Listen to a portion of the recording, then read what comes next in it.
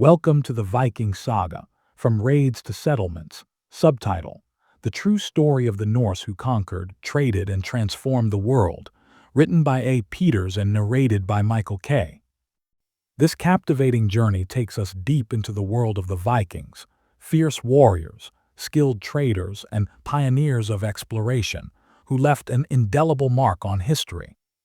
Prepare to uncover the legends and truths behind the Norsemen who ventured across oceans, challenged empires, and reshaped civilizations. This is not just a tale of raids and battles. It is a saga of transformation, resilience, and discovery. So sit back, relax, and let the story unfold. The age of the Vikings was a time of sweeping change, unparalleled exploration, and transformative cultural exchange. Spanning from the late 8th century to the 11th century, the Vikings, seafarers from Scandinavia, left an indelible mark on history. This era, often romanticized for its daring raids and longships cutting through fog-laden seas, was far more nuanced than the legends suggest. It was a time of innovation, adaptability, and resilience, where climatic shifts, oral traditions, and strategic seafaring propelled the Vikings from isolated communities to global influencers. The Viking Age did not emerge in isolation. It arose from a confluence of factors that reshaped Scandinavia and beyond. In the late 8th century, Europe was a patchwork of feuding kingdoms, monastic centers, and trade routes ripe for disruption. Meanwhile, the Norse homelands were undergoing significant changes. Population pressures, limited arable land, and advances in shipbuilding set the stage for outward expansion. One lesser-known yet pivotal factor was the climate. Scandinavia benefited from the medieval warm period, a phase of relatively mild temperatures that enhanced agricultural yields and extended growing seasons. This environmental shift allowed Norse communities to stabilize and grow, freeing resources and manpower for exploration and conquest. By contrast, colder periods later in the Viking Age would test their adaptability and contribute to their eventual decline. As the climate fostered growth, so too did the Vikings' unique social and cultural systems. At the heart of their society was a robust oral tradition that preserved history, mythology, and practical knowledge. These stories, told around roaring hearth fires, served as both entertainment and education, transmitting seafaring skills, battle strategies, and moral codes to successive generations. Popular culture often portrays Vikings as marauding warriors driven by greed and bloodlust. While their raids undoubtedly spread terror across coastal Europe, their motivations were far more complex. For many, raiding was an economic necessity and a response to limited resources at home. Monasteries, with their concentrated wealth and relative lack of defenses, became prime targets not because of inherent cruelty but as pragmatic choices. Religion also played a role in Viking expansion. The Norse pantheon, with deities like Odin, Thor, and Freyja, emphasized bravery, exploration, and the pursuit of glory. The promise of Valhalla, a hall of eternal feasting for fallen warriors, spurred many to undertake perilous ventures. Yet, it is essential to recognize that Vikings were not solely warriors. They were also traders, settlers, and innovators who forged connections across continents. The Viking world extended far beyond the cold fjords of Scandinavia. From the windswept shores of Newfoundland to the bustling markets of Baghdad, Norse explorers ventured into territories both familiar and unknown. They mapped river systems to penetrate the heart of Europe, established trade routes connecting the North Atlantic to the Silk Road, and left archaeological traces as far afield as the Arctic Circle. Their global impact can also be seen in their influence on language, governance, and culture. Old Norse words still pepper the English language, and Viking legal practices, such as the concept of trial by jury, found echoes in later European systems. These far-reaching contributions reveal a people whose legacy extended well beyond the battlefield. Central to the Viking story was their mastery of the sea. The longship, with its sleek design and shallow draft, became a symbol of their ingenuity. These vessels allowed them to traverse oceans and rivers alike, reaching destinations others deemed inaccessible. The keel, oarport shields, and tar production for waterproofing were technological marvels that set them apart from their contemporaries. But seafaring was more than a means of transportation. It was a way of life. The Norse viewed the sea not as a barrier but as a bridge, a pathway to wealth, glory, and opportunity. It shaped their worldview, inspired their mythology, and dictated their strategies for survival and success. The Viking Age was, above all, an era of transformation. What began as sporadic raids evolved into a complex tapestry of exploration, trade, and settlement. The Norse people's ability to adapt to changing environments, capitalize on emerging opportunities, and innovate in the face of challenges ensured their place in history. This book seeks to unravel the many layers of the Viking story, moving beyond cliches to explore the lesser-known facets of their world. From the keels of their longships to the echoes of their sagas, the Vikings' influence is as vast as the seas they sailed. As we delve into their tale, we begin where their story begins, with their unparalleled mastery of the sea. In the next chapter, we will explore how Viking seafaring technology became the foundation of their success, examining innovations that turned their longships into vessels of legend and power.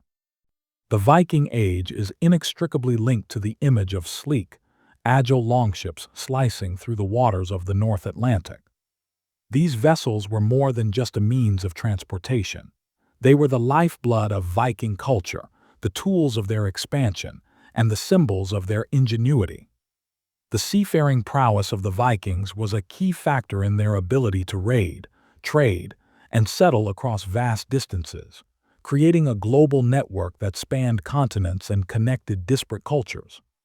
This chapter delves into the technological innovations, craftsmanship, and cultural significance of Viking ships, exploring how they enabled the Norse people to dominate the seas and leave an enduring legacy. At the heart of Viking seafaring technology was their mastery of shipbuilding. The Vikings combined practicality with precision, crafting vessels that were both durable and versatile. Central to this innovation was the development of the keel, a structural beam that ran along the bottom of the ship.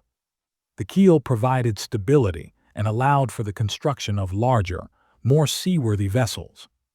This innovation gave Viking ships the ability to withstand the treacherous conditions of the open ocean, enabling voyages across the North Sea, the North Atlantic, and beyond. Another hallmark of Viking shipbuilding was the use of clinker construction.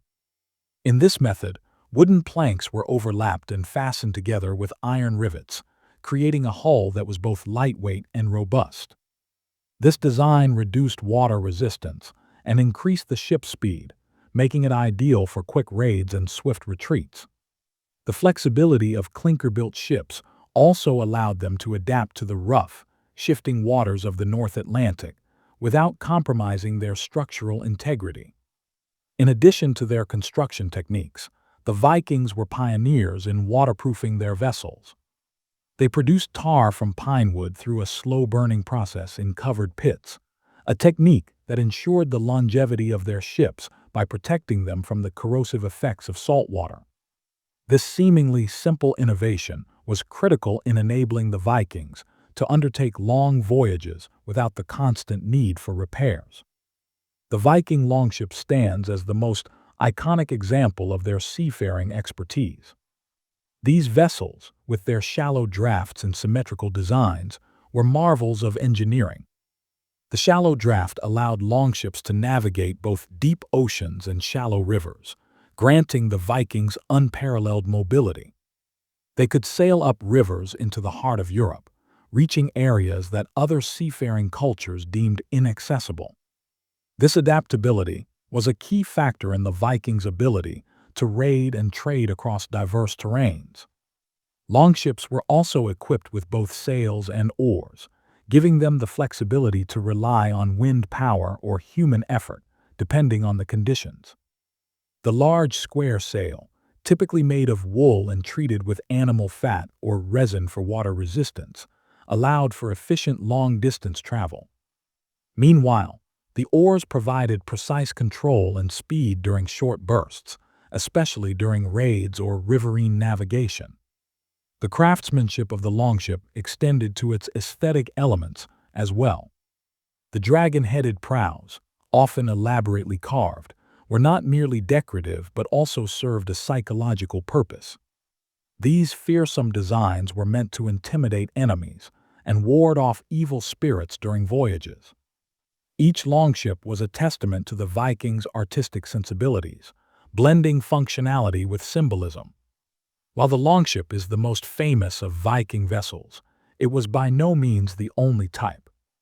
The Norse also developed nurs, broader and sturdier ships designed for cargo transport. Unlike longships, which prioritized speed and agility, nurs were built to carry heavy loads over long distances.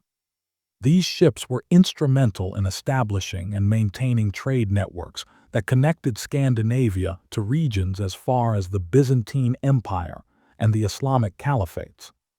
The Vikings' shipbuilding ingenuity extended to smaller, specialized vessels as well. Carves, a type of small, versatile ship, were used for coastal navigation and fishing. These boats, though less glamorous than their longship counterparts, were vital to the sustenance and daily life of Viking communities. Together, these diverse types of ships showcase the adaptability of Viking maritime technology, catering to the varied needs of exploration, trade, and conquest. The Vikings' success as seafarers was not solely due to their ships. It also stemmed from their remarkable navigational skills.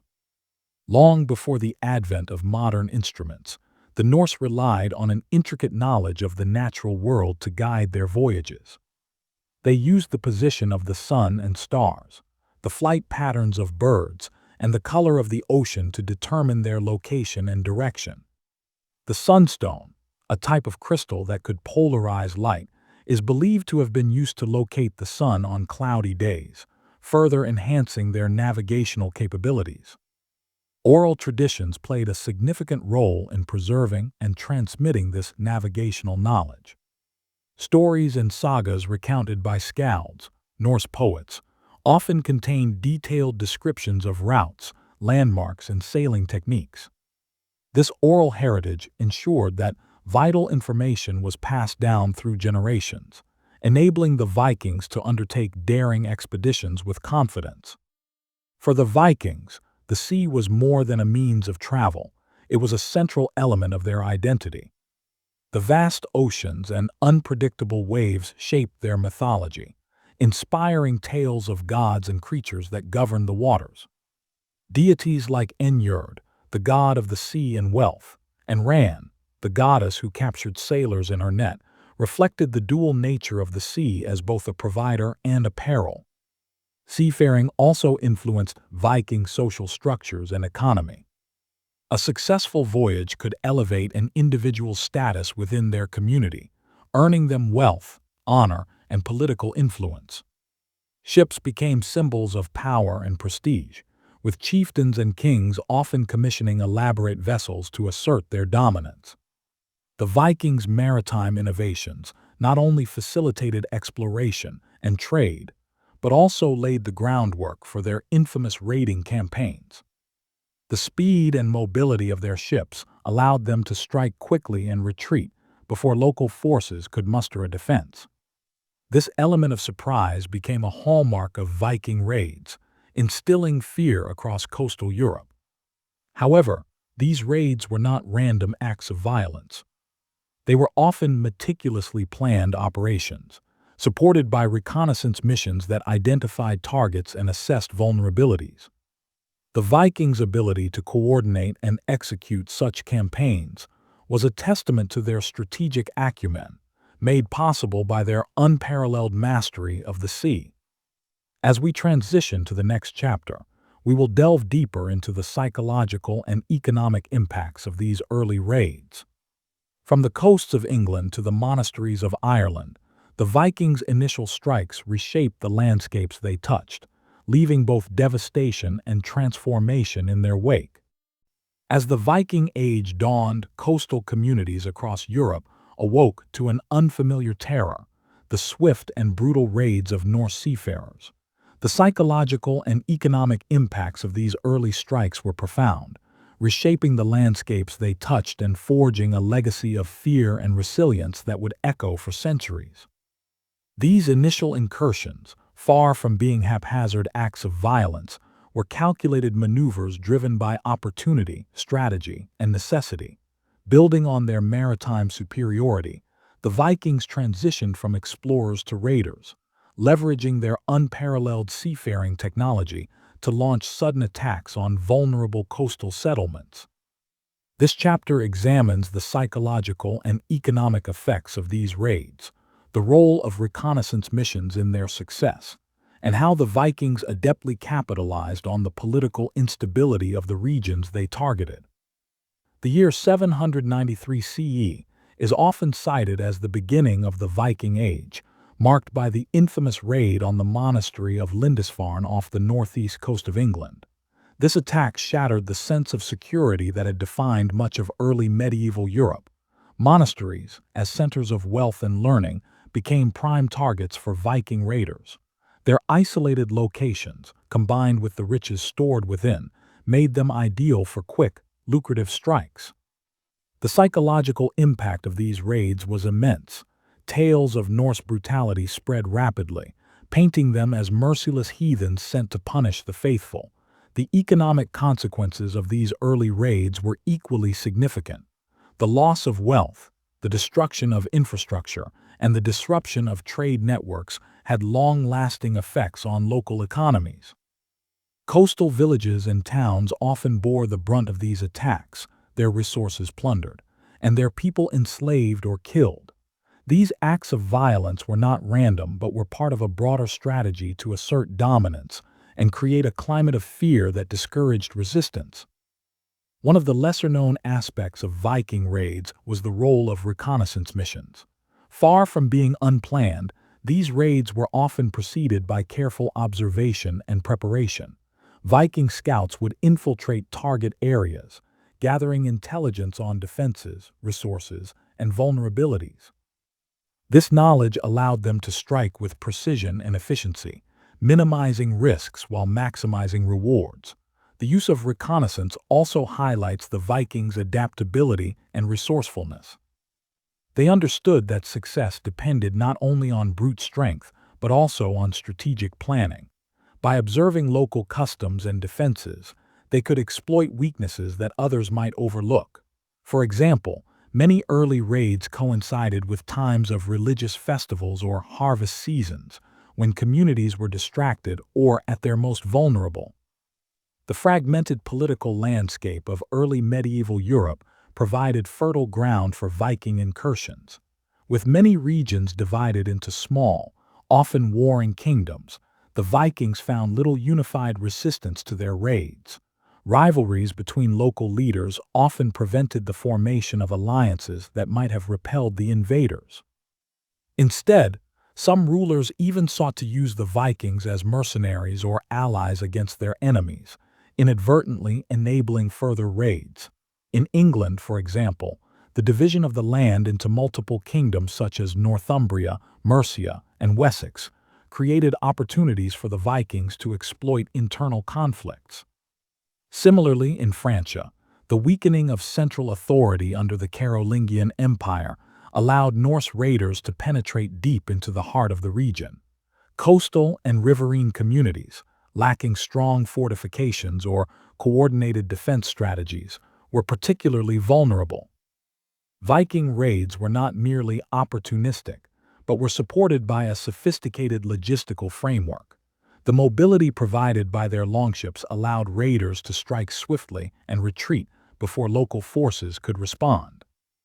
The ship's shallow drafts enabled them to navigate rivers and estuaries, bringing the element of surprise to inland areas previously thought safe from maritime threats.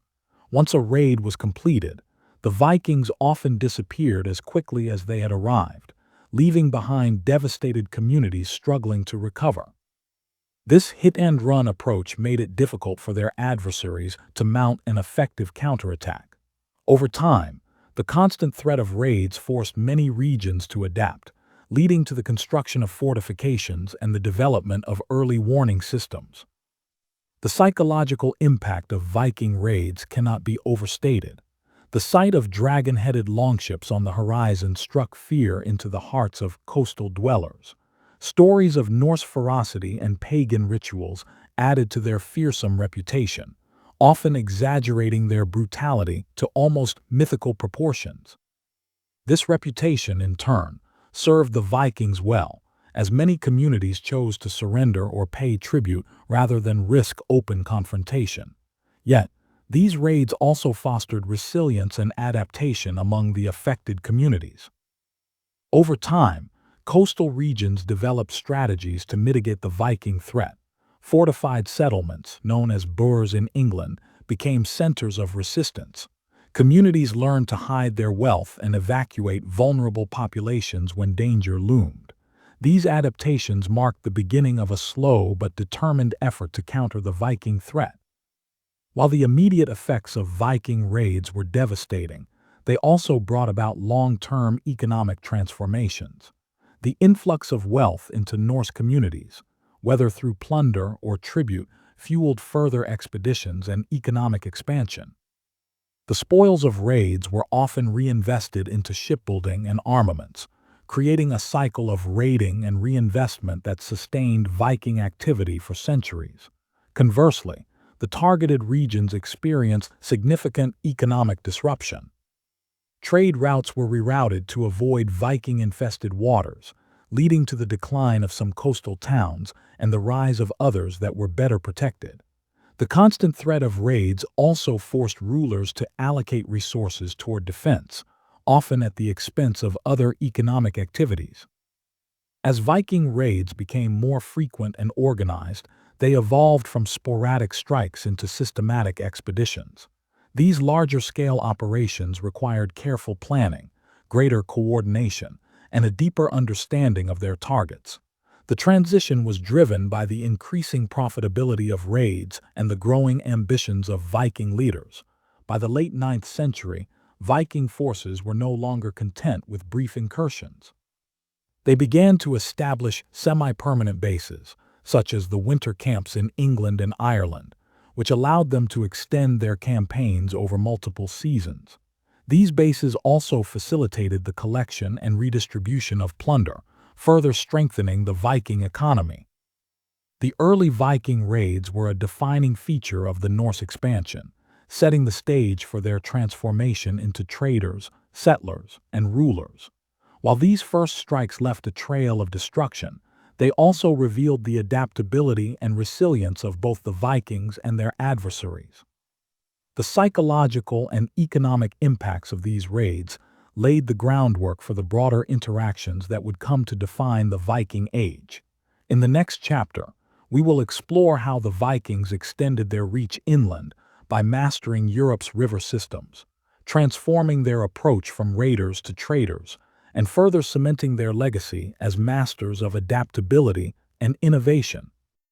Having established themselves as masters of the sea and instilling fear across coastal Europe, the Vikings turned their attention inland.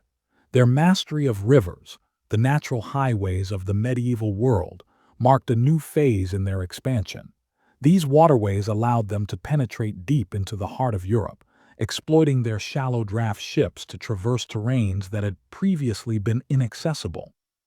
What began as opportunistic raids soon evolved into trade, settlement, and diplomacy, reshaping the political and economic landscapes of the regions they touched. This chapter explores how the Vikings adapted their strategies to inland environments, the significance of their interactions with riverine societies, and the transformative impact of these ventures. Europe's extensive network of rivers provided the Vikings with a means to extend their reach far beyond the coasts. Rivers such as the Seine, Rhine, Elbe, and Danube became the arteries through which Norse adventurers infiltrated continental Europe. The shallow draft design of their longships was crucial in this regard. These vessels could navigate shallow waters, allowing access to areas that other seafaring cultures could not reach. This capability turned rivers into highways for both conquest and commerce. The Vikings' use of rivers was not limited to Europe's western territories. They ventured eastward, navigating the Dnieper and Volga rivers to establish routes that connected them to the Byzantine Empire and the Islamic caliphates. These journeys were fraught with challenges, from treacherous rapids to hostile local populations. Yet the Vikings' adaptability and resilience enabled them to thrive in these environments. Transitioning from coastal raids to inland expeditions required significant adaptability. Unlike the open seas, rivers presented unique challenges, including narrower passages, variable water levels, and the need for constant vigilance against ambushes. The Vikings met these challenges with ingenuity. They developed techniques to portage their ships over land when necessary, allowing them to bypass obstacles such as rapids or shallow stretches. This capability not only demonstrated their technical skill, but also their determination to reach lucrative inland markets.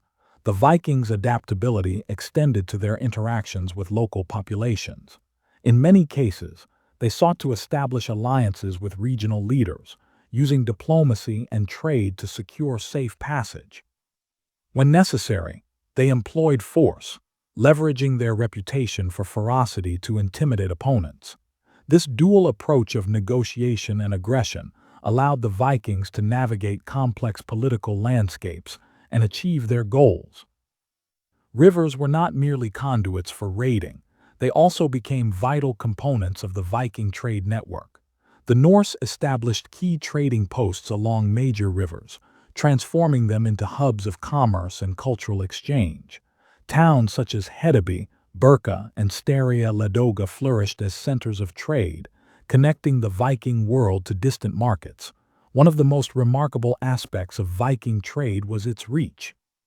Through the rivers of Eastern Europe, the Vikings accessed the Silk Road, facilitating the exchange of goods between Scandinavia, the Byzantine Empire, and the Islamic world.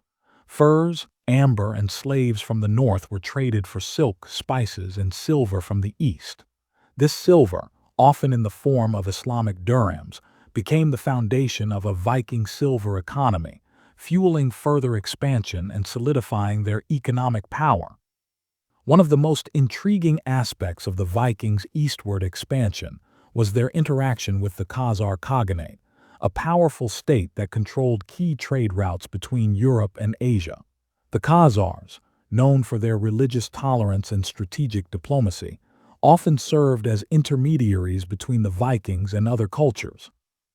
Viking traders, known as Varangians, established settlements along the Dnieper and Volga rivers, integrating themselves into the Khazar-controlled trade networks. These interactions were not without conflict. The Khazars imposed tolls on goods transported through their territory, leading to occasional skirmishes with Viking traders.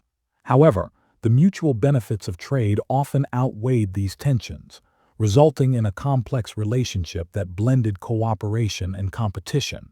The cultural and economic exchanges that occurred during this period had a lasting impact on both Viking and Khazar societies. As the Vikings expanded inland, their approach began to shift.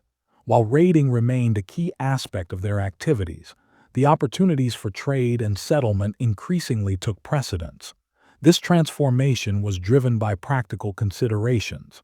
The costs and risks of constant raiding often outweighed the benefits, particularly as targeted regions developed stronger defenses. Trade, on the other hand, offered a more sustainable means of wealth accumulation. This shift is evident in the establishment of semi-permanent trading posts and settlements along river systems. These sites served as bases for trade and cultural exchange, fostering relationships with local populations and facilitating the integration of Viking goods into broader markets. Over time, These interactions helped to erode the image of the Vikings as mere raiders, highlighting their role as traders and settlers. The Vikings' presence along Europe's rivers had profound effects on the societies they encountered. In some cases, they disrupted existing power structures, toppling local rulers and establishing their own dominion. In others, they integrated into the local economy and culture, acting as catalysts for change. The introduction of new goods, technologies, and ideas spurred economic growth and cultural innovation, leaving a lasting legacy in the regions they touched. One striking example of this transformation can be seen in the development of the Kievan Rus, a federation of Slavic and Viking territories that emerged along the Dnieper River. The blending of Norse and Slavic traditions created a unique cultural synthesis that would shape the history of Eastern Europe for centuries.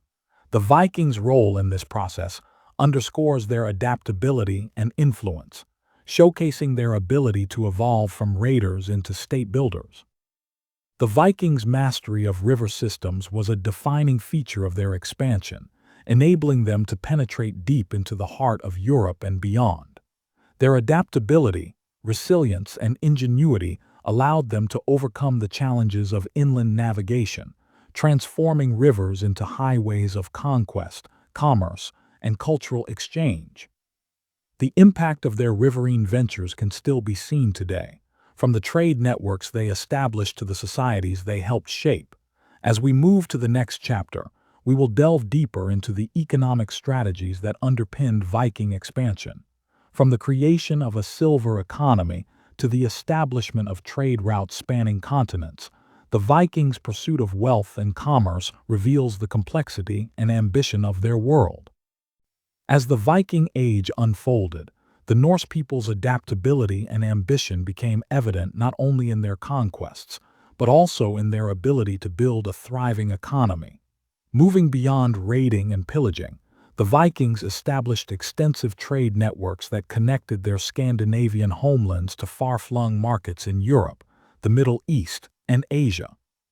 This chapter explores the intricacies of the Viking economy, from their ingenious trade strategies to the creation of a silver-based economy, and examines how wealth accumulation shaped their society and fueled their expansion. The transition from raiding to trading was not a sudden shift, but a gradual evolution shaped by necessity and opportunity. While early Viking expeditions focused on looting coastal settlements, they soon recognized the economic potential of trade. Raiding provided the initial capital, in the form of plundered goods and enslaved people, that the Vikings reinvested into commerce. Trade offered a sustainable and less perilous means of wealth accumulation compared to constant warfare. It also allowed the Vikings to establish long-term relationships with other cultures, fostering mutual benefits and reducing the risk of retaliation. This pragmatic approach marked the beginning of the Viking Age's transformation into an era defined as much by economic ingenuity as by military prowess. One of the most remarkable aspects of the Viking economy was its reliance on silver as a medium of exchange. Islamic dirhams, silver coins originating from the Abbasid Caliphate, became a cornerstone of Viking commerce. Archaeological evidence, including hoards of dirhams found across Scandinavia, underscores the importance of this currency in Viking trade. The Vikings obtained silver through a combination of trade, plunder, and tribute. They valued silver not only for its intrinsic worth, but also for its divisibility and portability. Unlike cumbersome barter systems, silver allowed for more efficient and standardized transactions.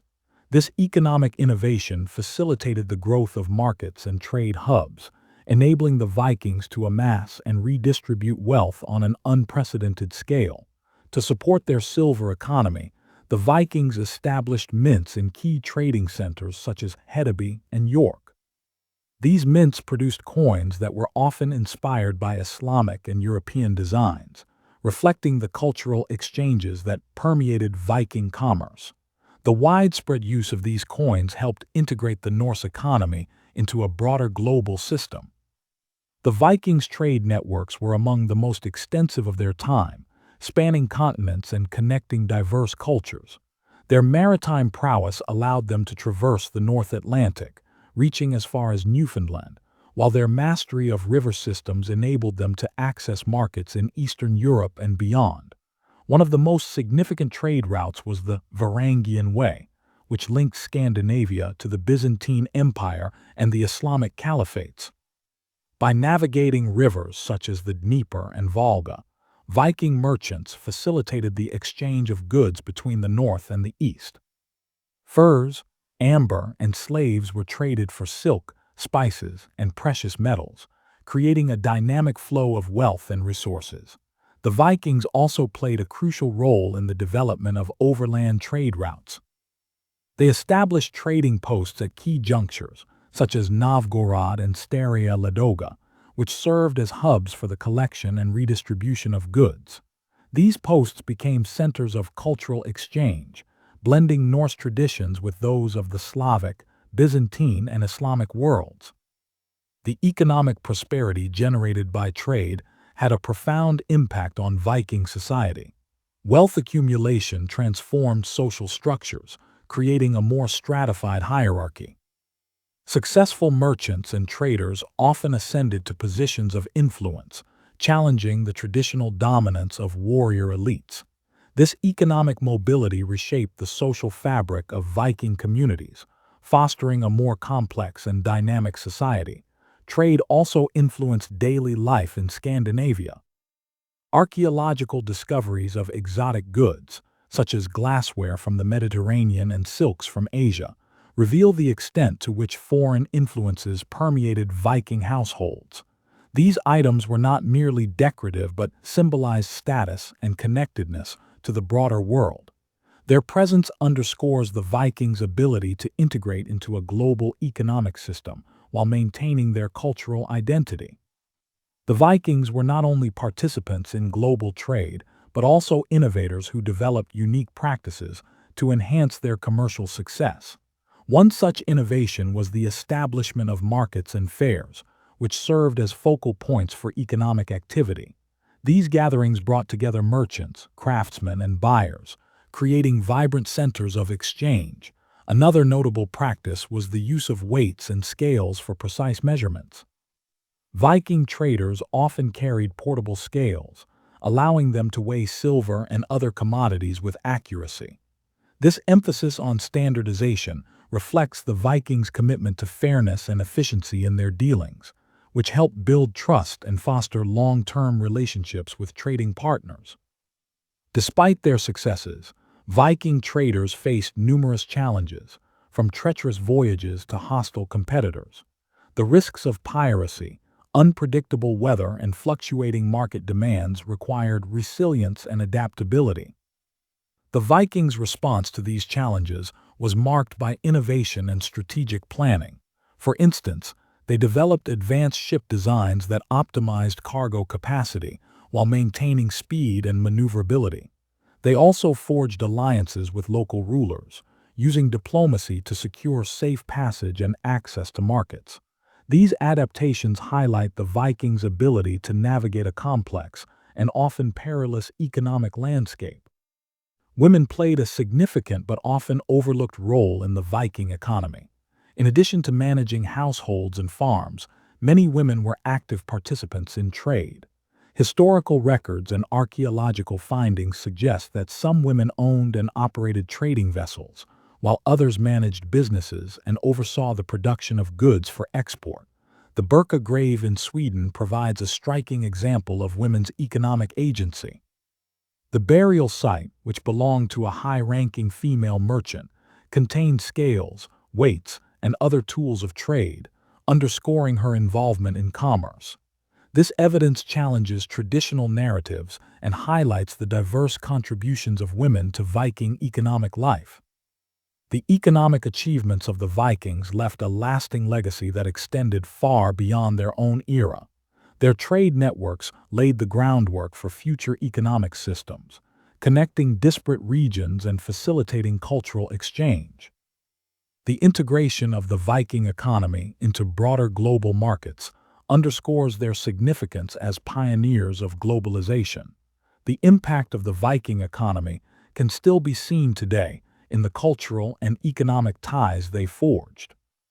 From the linguistic influences of Old Norse to the enduring fascination with their silver hoards, the Vikings' economic endeavors continue to captivate scholars and enthusiasts alike. As we move forward, the next chapter will explore the cultural compass that guided the Vikings, their rich mythology. This exploration will reveal how their beliefs and stories not only shaped their worldview, but also influenced their economic and social structures, creating a unique and enduring legacy. Mythology, with its vivid tales of gods, giants, and cosmic battles, was at the heart of Viking life. It provided not only a spiritual framework but also a practical guide to the world, shaping the Vikings' values, decisions, and explorations. For the Norse people, mythology was more than a collection of stories. It was a living tradition that infused their daily lives and inspired their ventures across seas and continents. This chapter explores the role of Norse mythology as a cultural compass, highlighting lesser-known myths and their influence on Viking society, governance, and exploration. At the core of Norse mythology lies a duality between order and chaos, embodied by the structured world of the gods and the wild, untamed forces of the giants. The cosmos was envisioned as a great tree, Yggdrasil, whose roots and branches connected 9 realms, each with its own inhabitants and rules.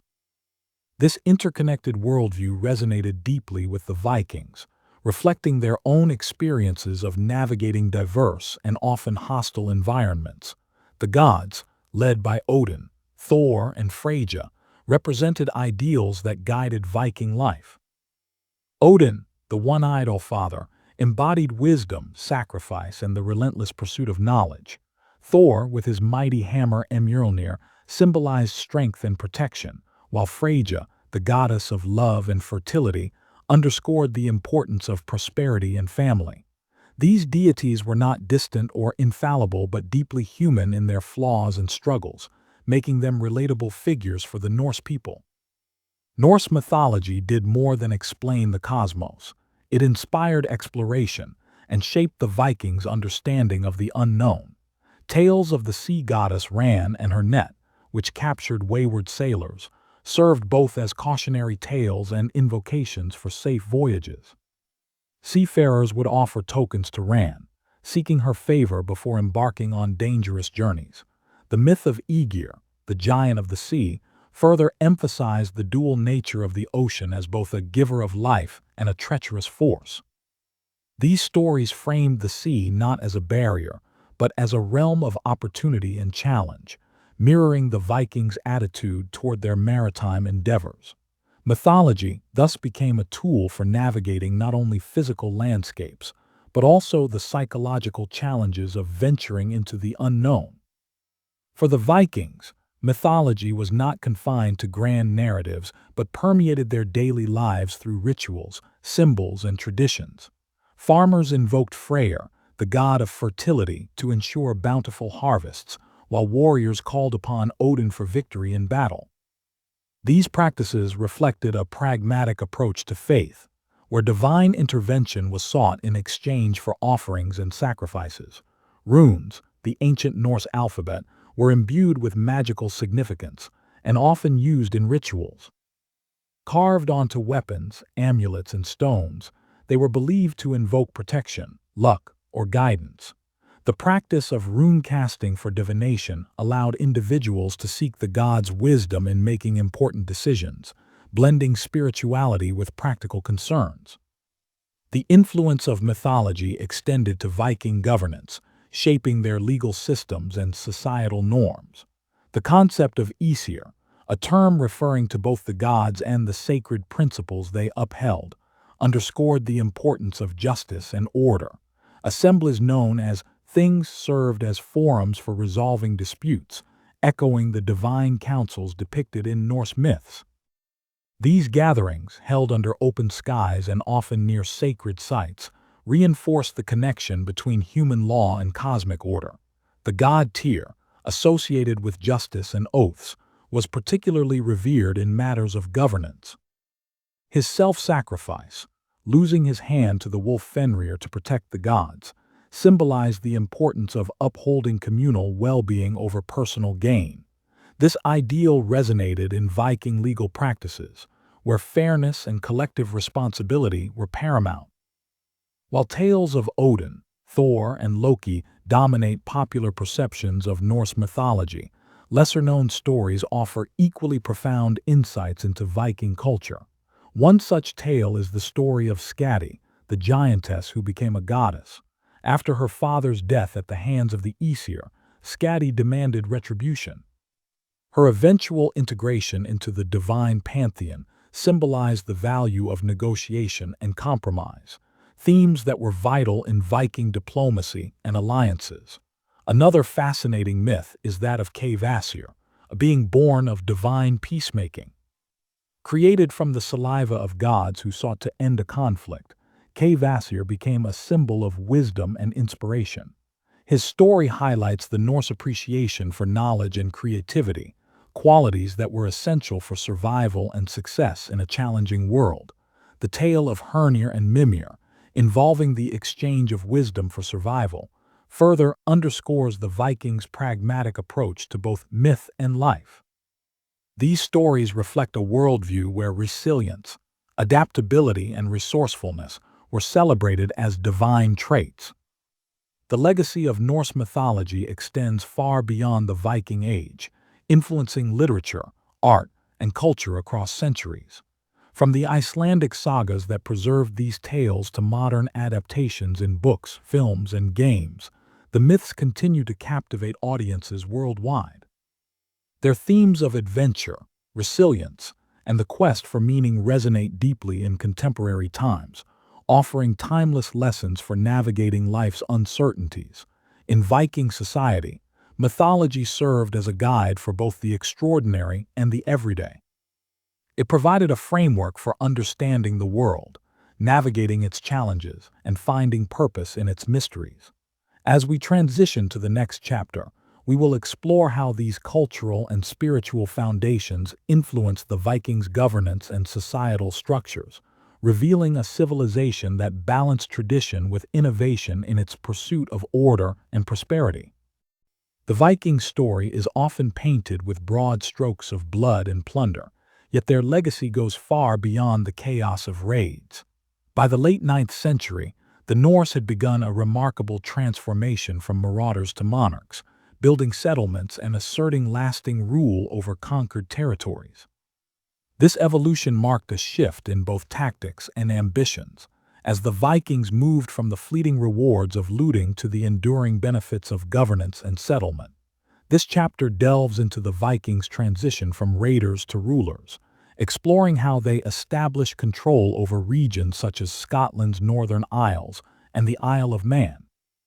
It examines the strategies they employed to consolidate their rule, the cultural influences they introduced, and the legacy of their governance, revealing the nuanced and adaptive nature of Viking expansion.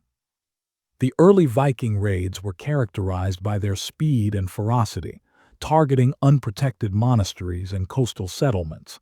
However, these raids gradually gave way to more strategic incursions aimed at establishing a permanent presence. In Scotland's Northern Isles, including Orkney and Shetland, the Vikings found ideal bases for their operations. These islands offered proximity to the mainland and served as stepping stones for further expeditions. Archaeological evidence suggests that the Norse settlers in these regions quickly integrated into the local environment, adapting their practices to the unique conditions of the isles. They brought with them advanced seafaring technology and agricultural techniques, which allowed them to thrive in these challenging landscapes. Over time, they established a network of settlements that laid the foundation for Norse influence in the region. The Isle of Man, located in the Irish Sea, became another key center of Viking activity. Its strategic location allowed the Norse to control vital maritime routes between Ireland, Scotland, and England. The Vikings established a robust presence on the island, introducing their governance structures and cultural practices.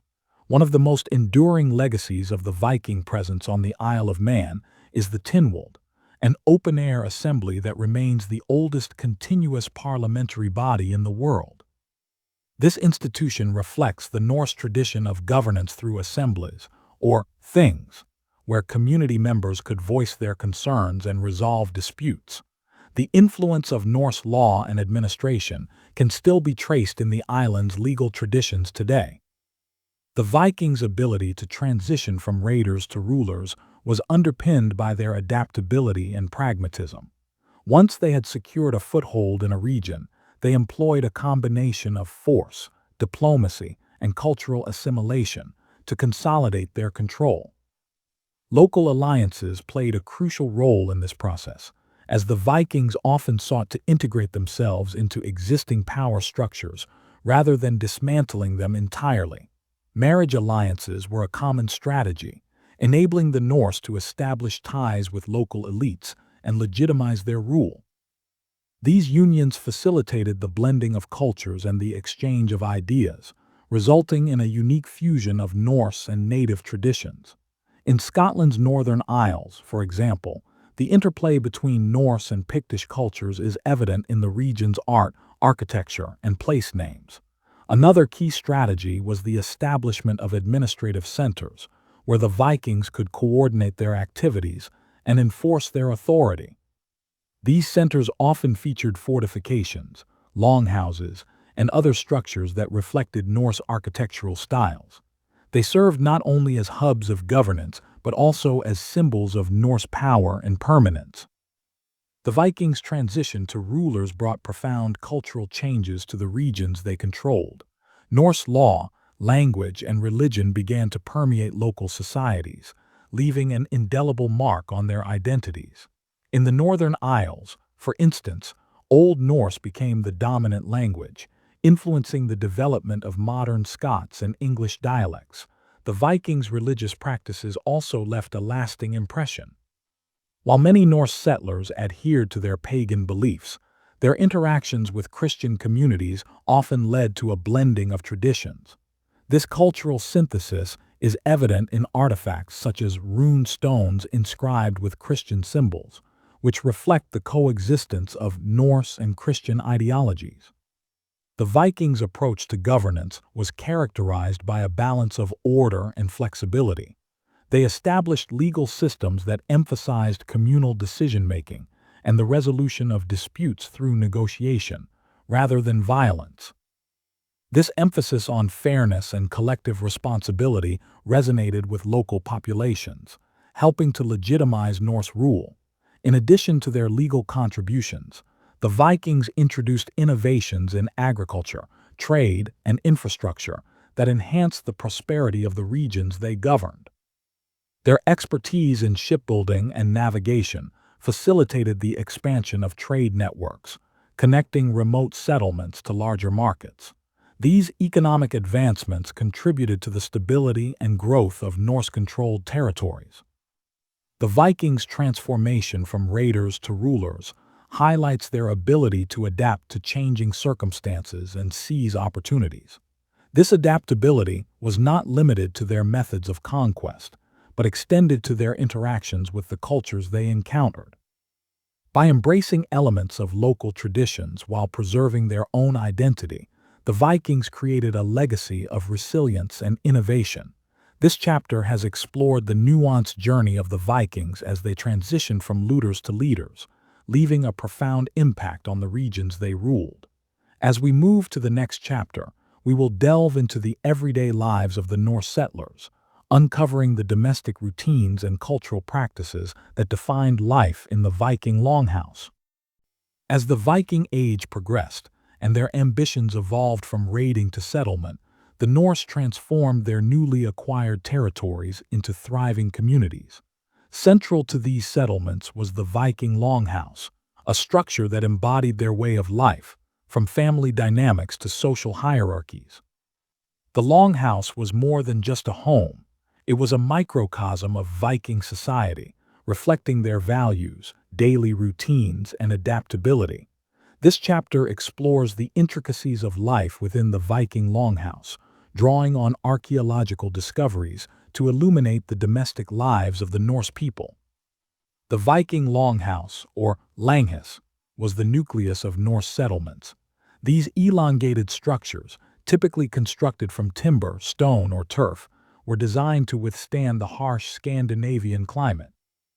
The walls were often lined with wattle and daub, while roofs were thatched or covered with sod to provide insulation. Inside, a central hearth served as the focal point, offering warmth and a place to cook meals. Longhouses varied in size, reflecting the status and wealth of their occupants. A chieftain's hall could measure over 80 feet in length, accommodating extended family members, retainers, and livestock. In contrast, smaller longhouses were more modest but no less integral to the community's fabric. These homes were not isolated. They were part of a larger settlement network that included outbuildings, workshops, and communal spaces. The interior of the longhouse was carefully organized to balance functionality and social structure. The central hearth divided the space into distinct areas, with raised wooden platforms lining the walls. These platforms served multiple purposes, functioning as seating, sleeping quarters, and storage. The placement of these platforms often indicated social hierarchy, with the head of the household occupying the most prestigious spot. Livestock were housed at one end of the longhouse, particularly during winter months. This practice not only protected the animals from the cold, but also provided additional warmth for the household. The integration of living and working spaces within the longhouse exemplifies the Vikings' resourcefulness and their ability to adapt to challenging environments. Life in the Viking longhouse revolved around a blend of domestic duties, agricultural work, and communal activities. The day often began with tending to livestock and preparing food. Meals typically consisted of porridge, bread, and stews, supplemented by fish, meat, and dairy products. Archaeological findings of quern stones and cooking implements provide insight into the culinary practices of the Norse. Craftsmanship was another vital aspect of daily life. Spinning, weaving, and woodworking were common activities within the longhouse, with women often taking the lead in textile production. The presence of loom weights and spindle whorls in archaeological sites highlights the importance of clothmaking, both for domestic use and trade. Children played a central role in the household, contributing to chores and learning essential skills from an early age. Board games and toys unearthed in Viking settlements suggest that leisure was also an important part of their upbringing, reflecting a balance between work and play in their lives. Despite the demands of daily life, the Vikings valued leisure and social interaction. The longhouse served as a gathering place for storytelling, music, and feasting. Skalds, or Norse poets, often recited sagas and poems around the hearth, preserving history and mythology while entertaining their audience. Feasts were occasions of communal bonding, where food, drink, and storytelling reinforced social ties. Board games such as Hnefatafl were popular pastimes, showcasing the Vikings' strategic thinking and love of competition. These games, along with musical instruments like lyres and flutes, reveal a culture that valued creativity and intellectual engagement alongside physical prowess. Contrary to stereotypes, the Vikings placed significant emphasis on hygiene and personal grooming. Combs, razors, and tweezers made from bone and antler have been discovered in abundance, indicating their commitment to cleanliness. Bathing was a regular practice, often performed in natural hot springs or specially constructed bathhouses. Herbal remedies and natural medicines played a crucial role in maintaining health. Archaeological evidence of medicinal herbs and surgical tools suggests a sophisticated understanding of healing practices. Burial findings often reveal signs of medical interventions, such as trepanation, highlighting the Vikings' resilience and ingenuity in addressing health challenges. The longhouse was not only a domestic space, but also a venue for spiritual practices. Small altars and amulets found in Viking homes indicate the integration of religious rituals into daily life. Deities such as Freyr and Thor were invoked for protection, fertility, and prosperity, with offerings made at household shrines. Seasonal festivals and communal rituals further enriched the spiritual life of Viking settlements. Celebrations like Yule and Alphablat brought communities together to honor the gods and ancestors, reinforcing a sense of unity and shared purpose. The Viking Longhouse stands as a testament to the Norse people's ingenuity and adaptability. Its design and functionality reflect a deep understanding of their environment and a commitment to community and survival. More than a dwelling, it was a center of culture, innovation, and connection, embodying the spirit of the Viking Age. As we transition to the next chapter, we will explore how the Vikings expanded their settlements into thriving urban centers. The journey from individual longhouses to the founding of cities reveals the remarkable trajectory of Viking innovation and their enduring legacy as builders and pioneers. The Viking Age, often synonymous with raids and seafaring prowess, also laid the groundwork for urban innovation. As the Norse transitioned from scattered settlements to more centralized and complex societies, they founded cities that served as hubs of trade, governance, and culture. These urban centers, strategically located to maximize access to waterways and trade routes, became enduring symbols of Viking ingenuity and adaptability. This chapter examines the process of founding Viking cities, focusing on lesser-discussed examples such as Kaupang and Steria Ladoga, and explores the legacy of their urban contributions. The Vikings' foray into city building was a natural extension of their growing networks of trade and settlement.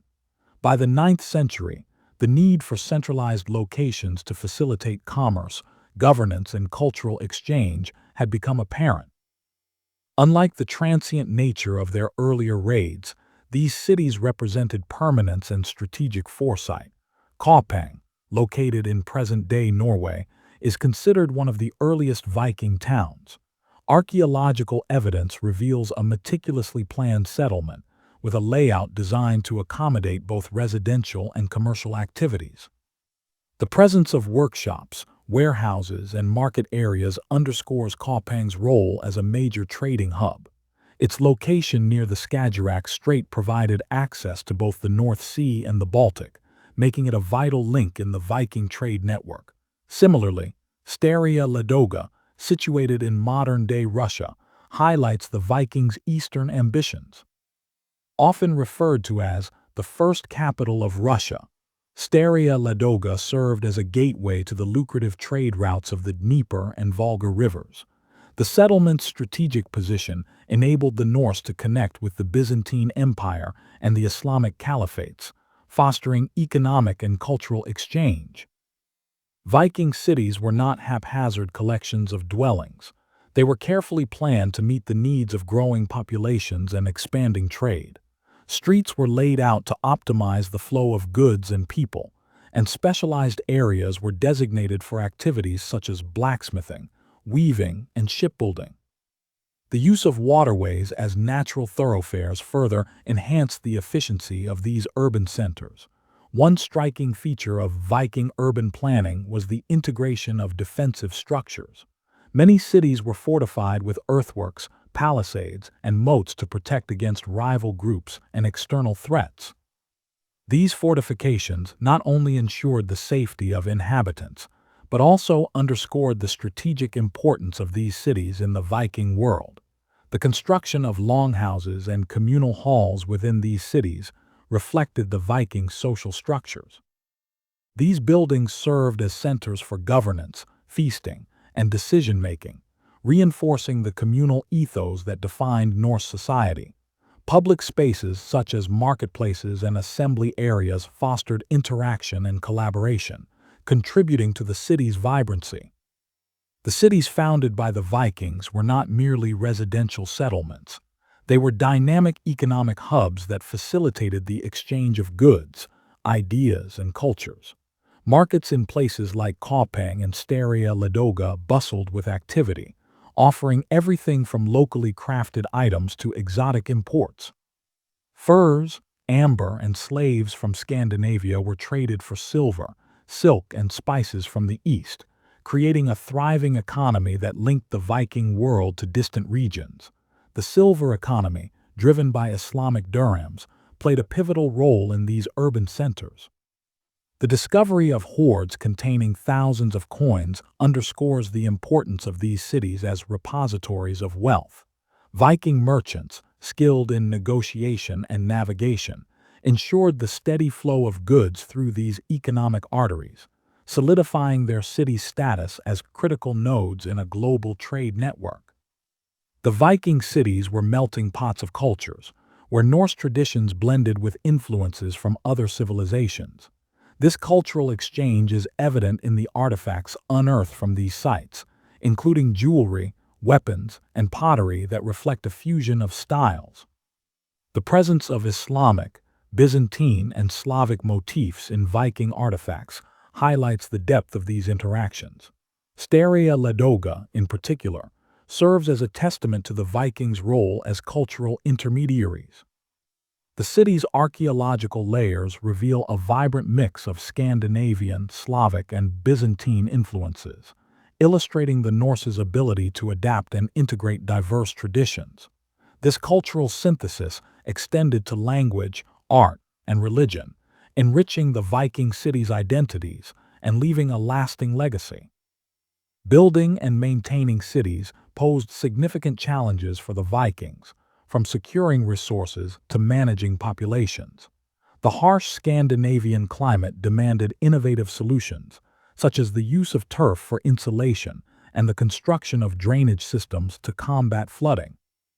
Additionally, the need for food security led to advancements in agriculture and animal husbandry, ensuring that urban populations could sustain themselves.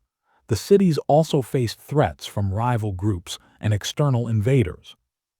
The Vikings' emphasis on fortifications and military readiness was a direct response to these challenges, reflecting their pragmatic approach to urban development. Despite these obstacles, the resilience and adaptability of the Norse allowed their cities to thrive and evolve over time. The cities founded by the Vikings left an indelible mark on the regions they occupied, influencing urban development for centuries. Many of these sites evolved into modern towns and cities, carrying forward the legacy of their Norse origins. The principles of trade, governance, and cultural exchange established by the Vikings continue to resonate in these urban landscapes. Kaupang and Staria Ladoga, though less prominent than cities like York or Dublin, offer invaluable insights into the Vikings' contributions to urbanization. They stand as testaments to the Norse's ability to adapt, innovate, and thrive in diverse environments. As we move to the next chapter, we will explore the Vikings' foray into the harsh and unforgiving terrain of Greenland, where their pioneering spirit faced its greatest challenges. This transition from thriving cities to frontier settlements reveals the breadth of the Viking legacy and their enduring quest for expansion. As the Vikings pushed the boundaries of their world, they set their sights on Greenland, a vast and remote land of icy fjords and unforgiving landscapes. This chapter explores the Norse colonization of Greenland, a venture that epitomized their pioneering spirit and adaptability. It examines the challenges they faced, the strategies they employed to survive, and the eventual decline of their settlements, shaped by environmental changes and shifting economic tides. Through archaeological evidence and historical accounts, we uncover the story of the Norse in Greenland, a tale of resilience and ingenuity on the edge of the known world. The Norse discovery and settlement of Greenland are attributed to Eric the Red, a Norwegian chieftain exiled from Iceland in the late 10th century. According to the sagas, Eric embarked on a voyage westward and encountered a land he named Grönland, or Greenland, in an effort to attract settlers. While the name might have been an optimistic marketing ploy, the coastal areas of Greenland did offer arable land and opportunities for grazing, albeit in a challenging environment. In 985 C, Eric returned to Iceland to recruit settlers, promising fertile lands and new opportunities. He succeeded in gathering a group of colonists who established two main settlements, the eastern settlement near modern-day Qaqortoq and the western settlement near Nuuk. These communities, consisting of around 3,000 to 5,000 people at their peak, became the westernmost outposts of the Norse world.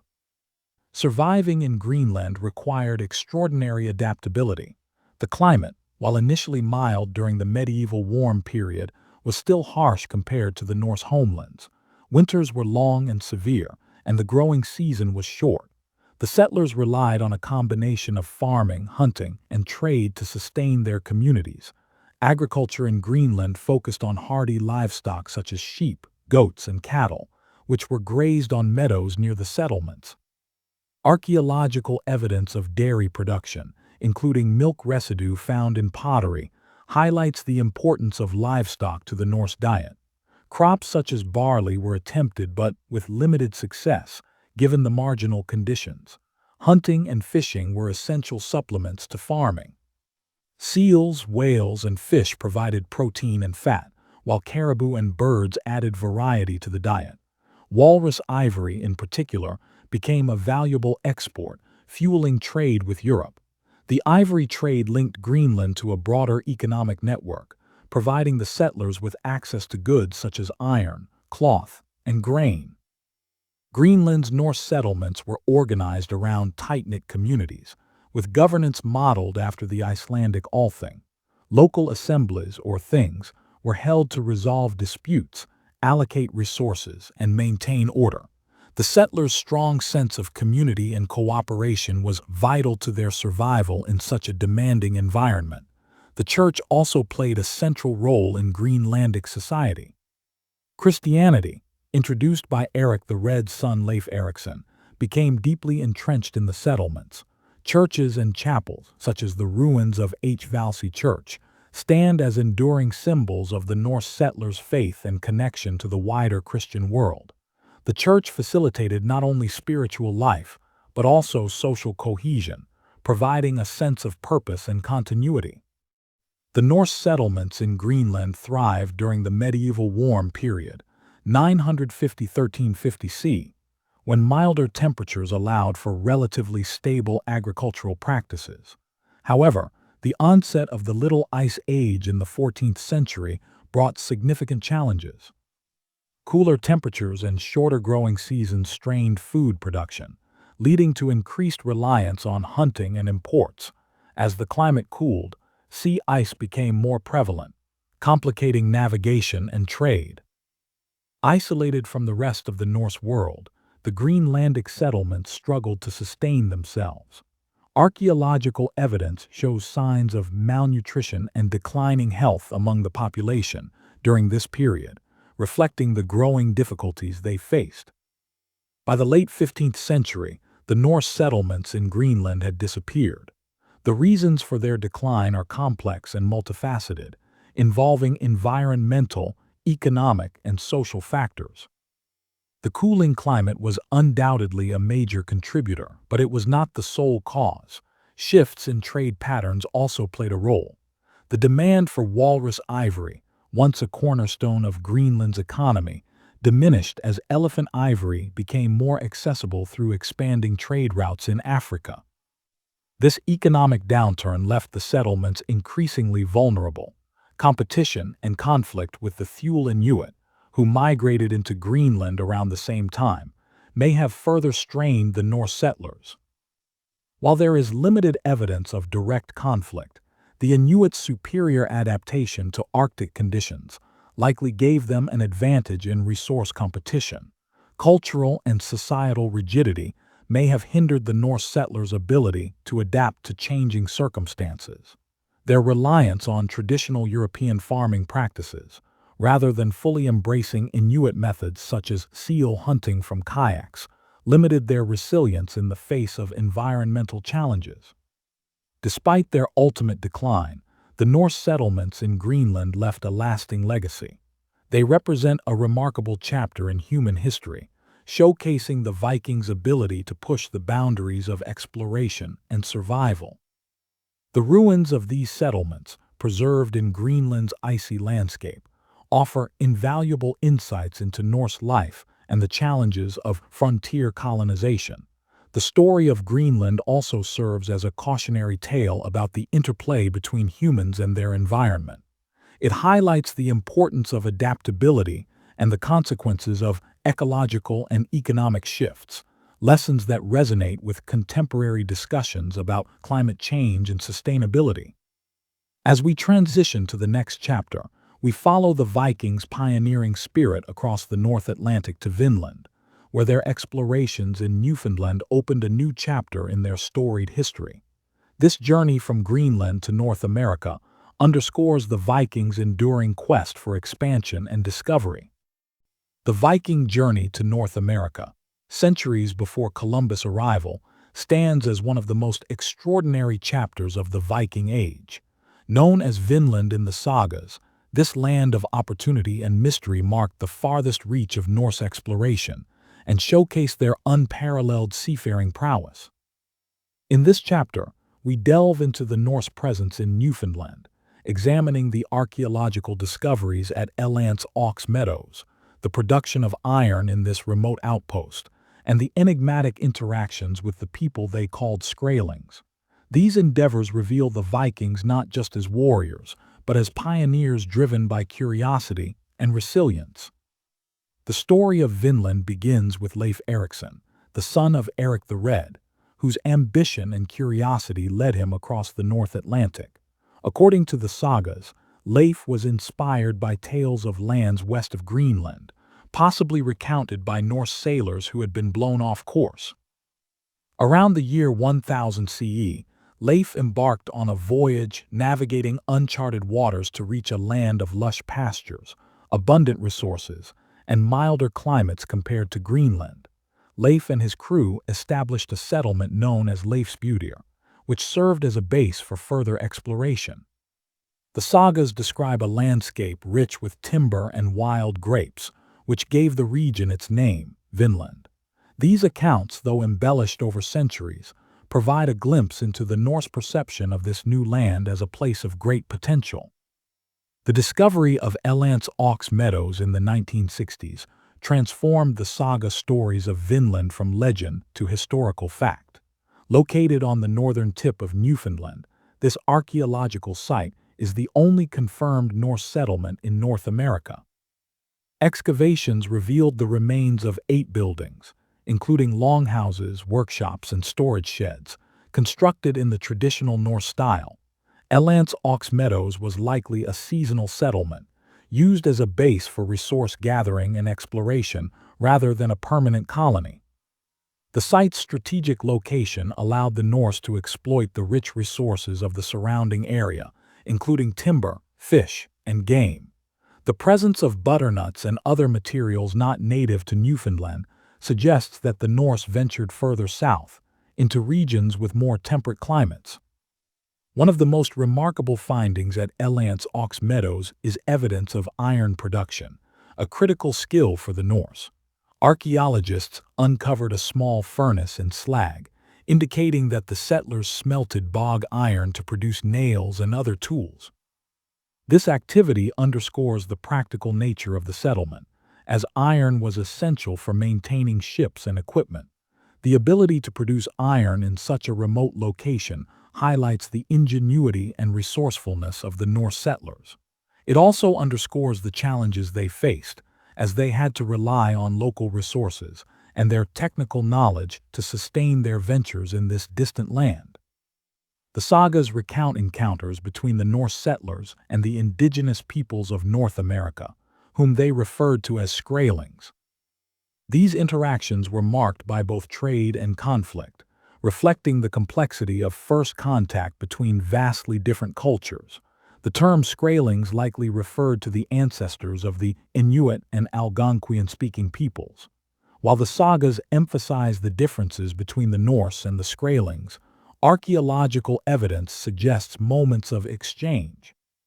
The Norse likely traded iron tools and other goods for food and materials, benefiting both groups in their initial interactions. However, tensions eventually escalated into violent confrontations, as described in the sagas. The Norse settlers, despite their technological advantages, were vastly outnumbered and struggled to establish a foothold amid resistance from the indigenous population. These conflicts, combined with the logistical challenges of maintaining a distant settlement, likely contributed to the abandonment of Vinland. The Norse occupation of Vinland was brief, lasting only a few years. Several factors contributed to the decision to abandon the settlement. The hostile encounters with the Skrælings made it difficult to establish a secure presence. Additionally, the logistical challenges of maintaining a supply line across the North Atlantic strained the resources of the Greenland settlements. Environmental factors also played a role. The Little Ice Age, which began to affect the North Atlantic in the 14th century, made voyages more perilous and reduced the viability of farming in Greenland, further isolating the Vinland settlers. Without a reliable support system, the Norse ultimately withdrew, leaving Vinland to the indigenous peoples who had called it home for millennia. The Norse journey to Vinland left an enduring legacy as a testament to their spirit of exploration and resilience. While their settlement was short-lived, it represents the first known contact between Europeans and the Americas, predating Columbus by nearly 500 years. The tales of Vinland, preserved in the sagas, continue to inspire fascination and debate, offering insights into the motivations and challenges of Viking exploration. The archaeological evidence at Elant's Ox Meadows provides a tangible connection to this extraordinary chapter in history. It highlights the technological and navigational expertise of the Norse, as well as their ability to adapt to diverse environments. Vinland serves as a symbol of the Vikings' indomitable curiosity and their willingness to push the boundaries of the known world. As we transition to the next chapter, we shift our focus back to Europe, exploring the legacy of Viking warfare and the strategies and tools that define their martial prowess. This return to their homeland reflects the enduring influence of the Vikings on the broader history of Europe and their lasting impact on the medieval world. The Vikings' reputation as fearsome warriors has echoed through history, their martial prowess integral to the success of their raids, conquests, and territorial expansions. Norse warfare was not a chaotic display of brute force but a complex system of strategies, tools, and psychological warfare. From the legendary berserkers who embodied primal ferocity to the innovative siege tactics that allowed them to overcome formidable defenses, the Vikings' approach to combat was both adaptive and effective. This chapter explores the multifaceted nature of Norse warfare, examining their strategies, tools, and key battles that cemented their legacy as one of the most formidable military forces of the early medieval world. At the heart of Norse warfare was a deeply ingrained warrior ethos, rooted in their mythology and cultural values. The Norse believed that dying honorably in battle guaranteed a place in Valhalla, Odin's hall, where warriors would feast and prepare for Ragnarok, the end of the world. This belief fostered a fearless approach to combat, with warriors often fighting to the death rather than retreating. The warrior ethos extended beyond individual bravery to encompass loyalty and camaraderie. Viking warriors, known as huskarls or housecarls, were often part of tightly knit bands led by chieftains or kings. These groups relied on discipline, coordination, and mutual trust, which were crucial in executing complex battle strategies. Few figures in Viking warfare are as iconic as the berserkers, elite warriors reputed to fight in a trance-like fury. Clad in animal skins, often bear or wolf pelts, berserkers were said to channel the ferocity of these creatures in battle. Their frenzied state, attributed to rituals, intoxicants, or psychological conditioning, struck terror into their enemies and often gave the Vikings a psychological advantage. While the sagas often romanticize berserkers, historical accounts suggest that their presence on the battlefield was both a tactical and psychological asset. Their ferocity could break enemy lines, demoralize opposing forces, and inspire their comrades to fight with equal vigor. However, berserkers were not invincible and were often used selectively within broader Viking battle formations. Viking battle strategies were adaptable and varied depending on the terrain, enemy, and objective. One of their most effective tactics was the use of shield walls. Warriors stood shoulder to shoulder, shields overlapping to form a defensive barrier. This formation provided protection against arrows and projectiles, while allowing the Vikings to advance steadily toward their opponents. Another hallmark of Viking warfare was their emphasis on mobility and surprise. Using their longships, the Vikings could strike quickly, attacking coastal settlements or riverside towns before local forces could mobilize. This element of surprise was often coupled with feigned retreats, a tactic designed to lure enemies into vulnerable positions before counterattacking with overwhelming force. Siege warfare was another area where the Vikings demonstrated ingenuity.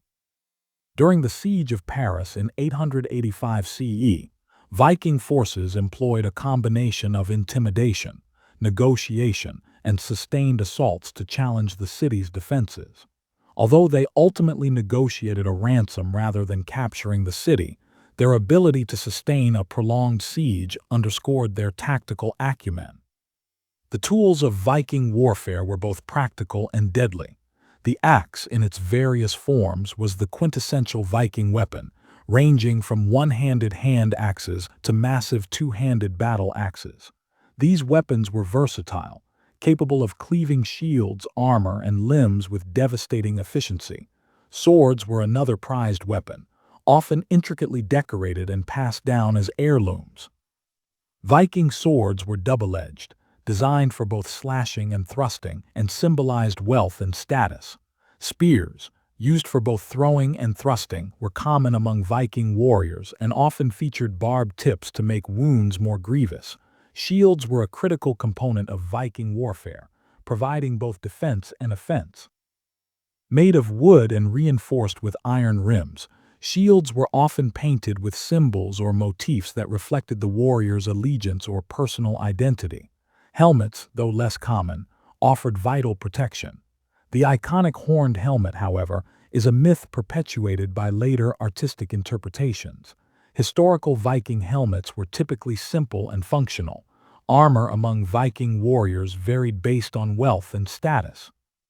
Chainmail shirts, known as byrnies, provided effective protection for wealthier warriors, while others relied on padded leather or wool garments. The combination of mobility and protection reflected the Vikings' emphasis on both offense and endurance. The Vikings were masters of psychological warfare, using fear as a weapon to weaken their enemies before the battle began. The sight of dragon-headed longships on the horizon, the sound of war cries, and the reputation for brutality all served to intimidate their opponents. Tales of Viking raids, often exaggerated, spread rapidly, creating an aura of invincibility that often caused towns and monasteries to surrender without resistance. Rituals and displays of power also played a role in psychological warfare. Before battles, warriors would perform rituals invoking the gods, seeking strength and protection. These displays, combined with their fierce appearance and battle cries, created a sense of inevitability that demoralized their enemies. The Vikings' martial prowess is best illustrated through their battles and campaigns. The Siege of Paris in 885 CE stands out as a testament to their adaptability and determination. Led by Siegfried and Sinric, the Viking forces besieged the city for over a year, employing battering rams, catapults, and naval blockades. While the siege ended in a negotiated settlement, it demonstrated the Vikings' ability to challenge even the most fortified cities of Europe. Another significant engagement was the Battle of Maldon in 991 CE, where Viking forces faced the Anglo-Saxon army of Earl Byrhtnoth. Although the Vikings emerged victorious, the battle highlighted the evolving resistance they encountered as European forces adapted to their tactics. The eventual payment of Danegeld, a ransom to prevent further raids, underscored the economic and psychological impact of Viking warfare. The Vikings' approach to warfare left an indelible mark on medieval Europe. Their strategies and tools influenced the development of military tactics and technology, while their reputation as formidable warriors shaped the political and cultural landscape of the regions they touched. The fusion of discipline, innovation, and ferocity ensured their place as one of history's most effective martial forces.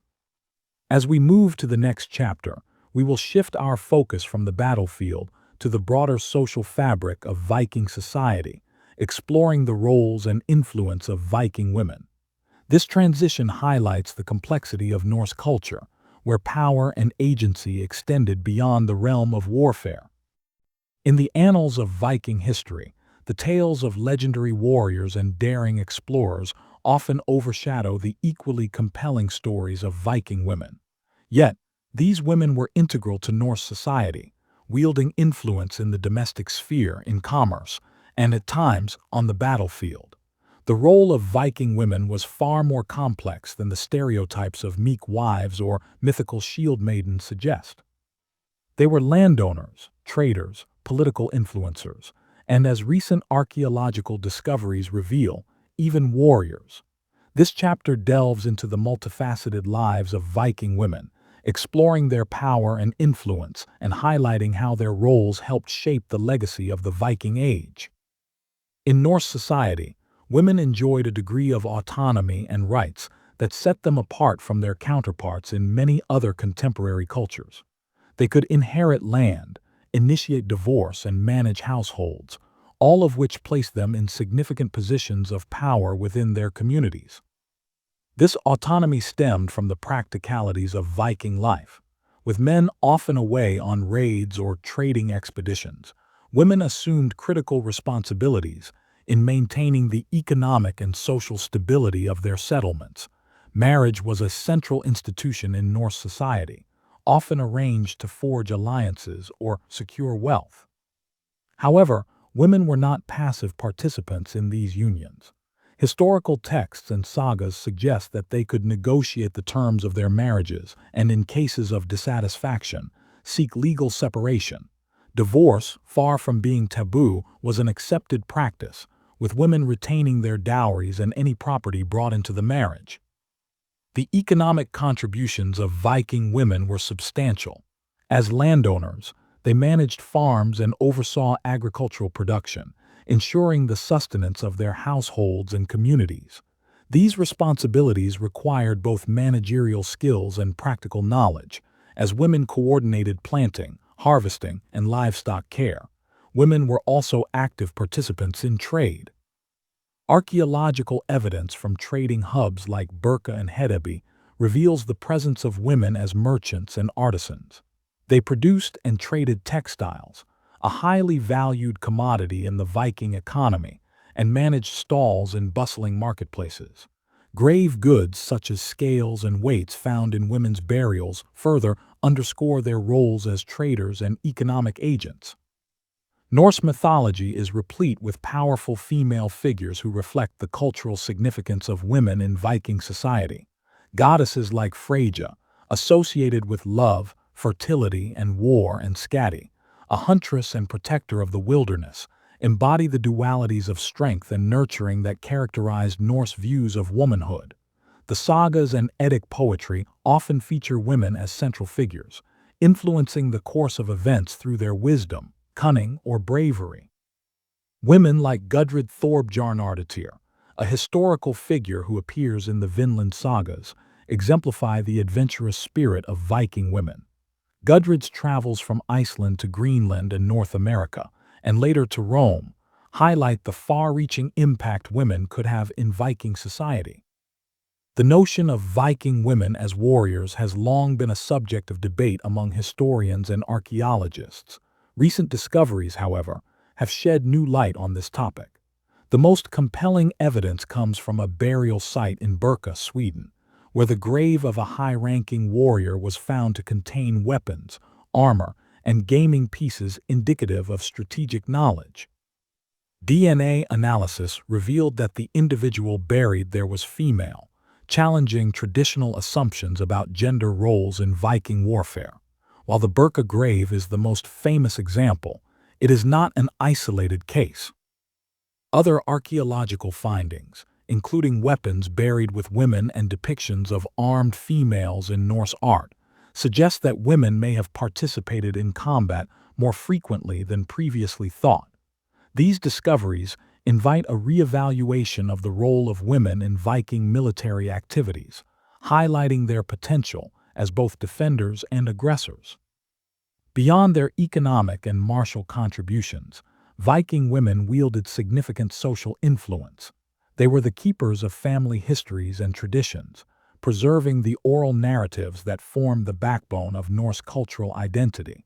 As skalds or poets, women composed and recited verses that immortalized the deeds of their kin and leaders. Women also played key roles in legal and political spheres. They acted as mediators in disputes, leveraging their status and wisdom to maintain harmony within their communities. In some cases, they served as regents or rulers, exercising authority in the absence of male leaders. The sagas recount numerous instances of women influencing decisions in matters of war, trade, and governance, often through their intelligence and strategic thinking. The archaeological record provides invaluable insights into the lives of Viking women. Burials, in particular, reveal much about their status, roles, and daily activities. Richly adorned graves, such as those containing jewelry, weapons, and tools, indicate the respect and significance accorded to women in Norse society. One notable example is the Oseberg burial in Norway, where two women were interred in a lavishly decorated ship. The grave goods included textiles, carvings, and agricultural tools, suggesting that these women held high status and were central figures in their community. The intricacy of the artifacts found in such burials highlights the artistry and craftsmanship that Viking women contributed to their society. The legacy of Viking women endures in both historical scholarship and popular culture. Modern reinterpretations, while often dramatized, reflect an increasing recognition of their agency and influence.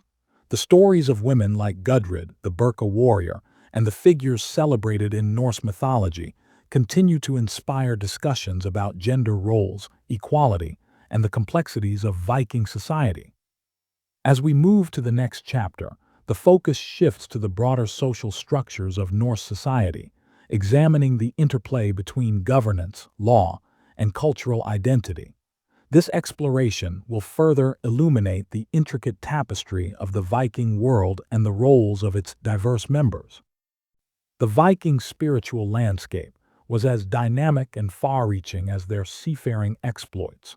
Rooted in a rich tradition of Norse paganism, their beliefs evolved significantly over the course of the Viking Age, culminating in a gradual yet profound transition to Christianity.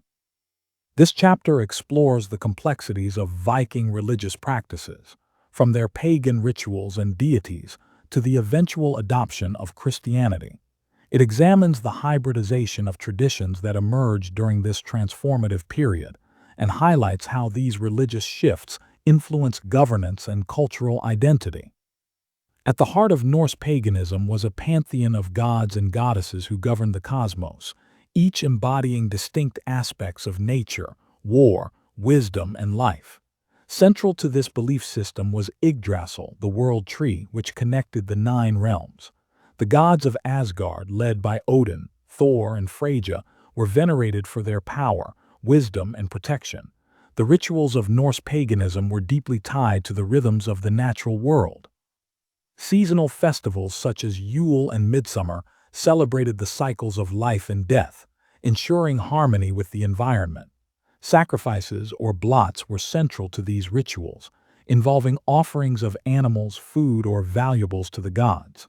These ceremonies, often conducted at sacred sites like groves, stones, or natural springs, reinforced the bond between the Norse people and their deities.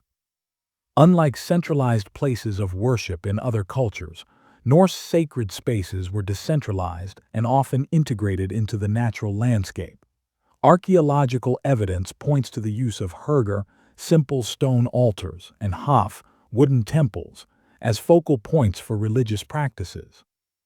The discovery of artifacts such as Thor's hammer pendants and carved rune stones further underscores the pervasiveness of religious symbolism in daily life. Funerary rites provide some of the most vivid insights into Norse paganism. Elaborate burials, such as ship burials, reflected beliefs in an afterlife where warriors joined Odin in Valhalla or Freyja in Folkvanger.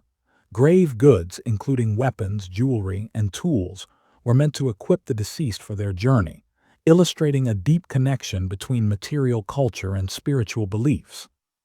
The introduction of Christianity to the Viking world was not a sudden event, but a gradual process influenced by trade, conquest, and diplomacy. Christian missionaries, starting in the 8th century, brought their faith to Scandinavia through both peaceful means and political alliances. The conversion of key figures, such as Harald Bluetooth of Denmark and Olaf Tryggvason of Norway, played pivotal roles in spreading Christianity among the Norse. The Vikings' extensive trade networks also facilitated religious exchange.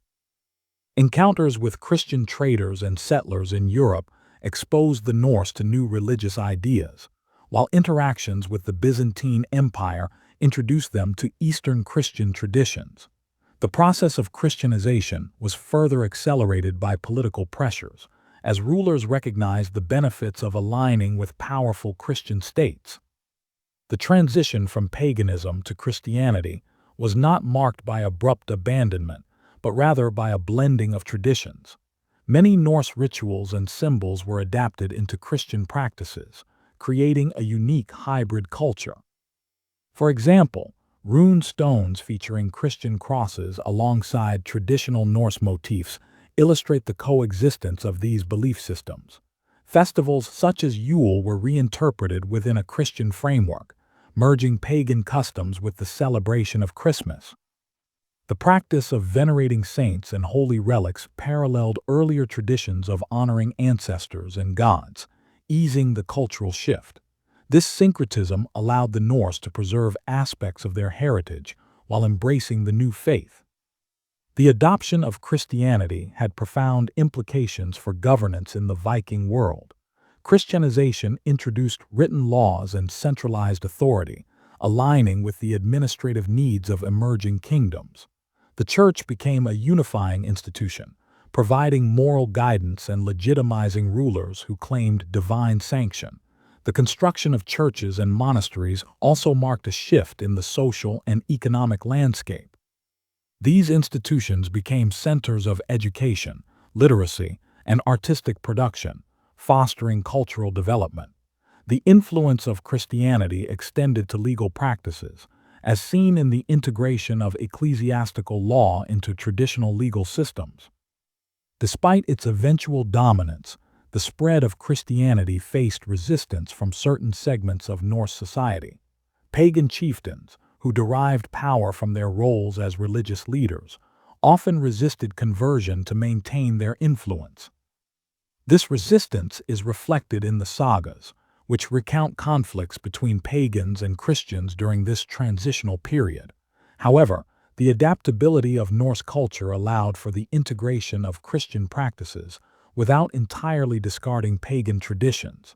The enduring presence of symbols like Thor's hammer alongside crosses in archaeological finds suggests that many Norse people navigated a dual religious identity, honoring both old and new beliefs. By the late 12th century, Norse paganism had largely faded, replaced by a Christianized society. The Church's efforts to suppress pagan practices through laws and missionary activities gradually eroded traditional beliefs. However, echoes of Norse paganism persisted in folklore, customs, and cultural expressions, leaving a lasting legacy. The Viking transition from paganism to Christianity represents one of the most significant cultural shifts of the era. It reflects the Vikings' capacity for adaptation and their engagement with a rapidly changing world. This religious transformation not only reshaped their spiritual landscape, but also influenced governance, art, and societal structures.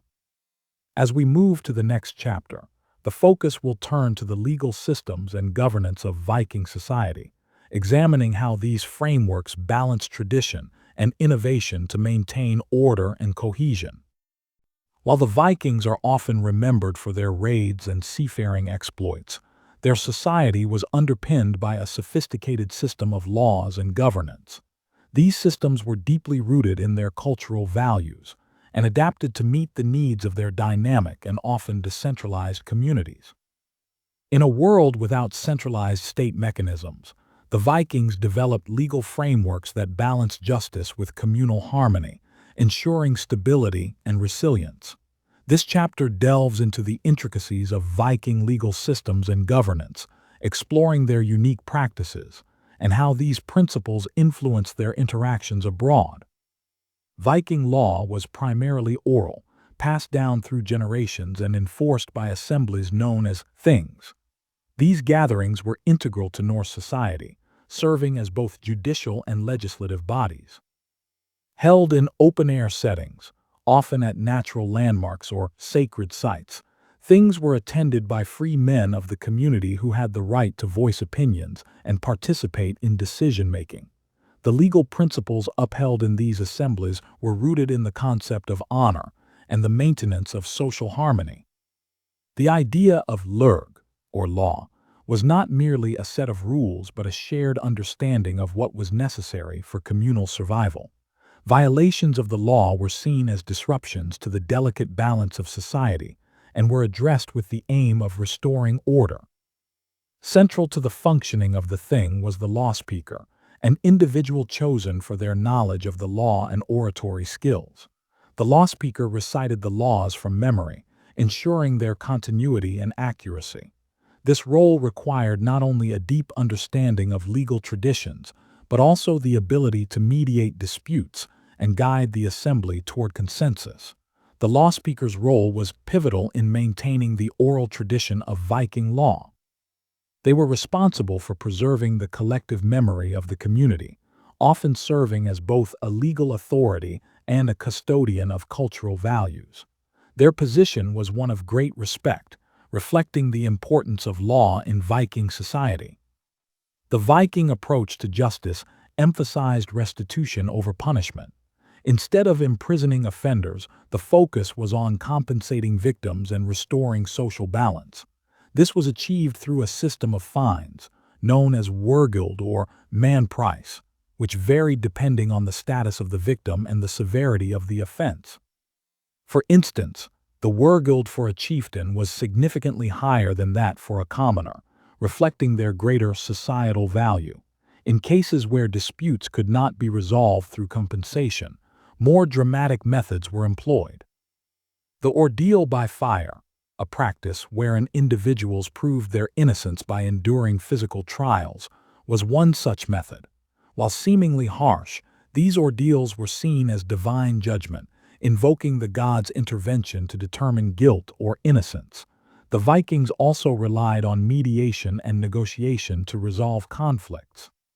Skalds, or poets, often played a role in this process, using their rhetorical skills to diffuse tensions and propose solutions. This blend of legal formalities and cultural practices highlights the Vikings' pragmatic approach to governance. The thing was not merely a judicial body, but also a cornerstone of Viking governance. It provided a forum for decision-making on matters such as resource allocation, trade agreements, and military expeditions.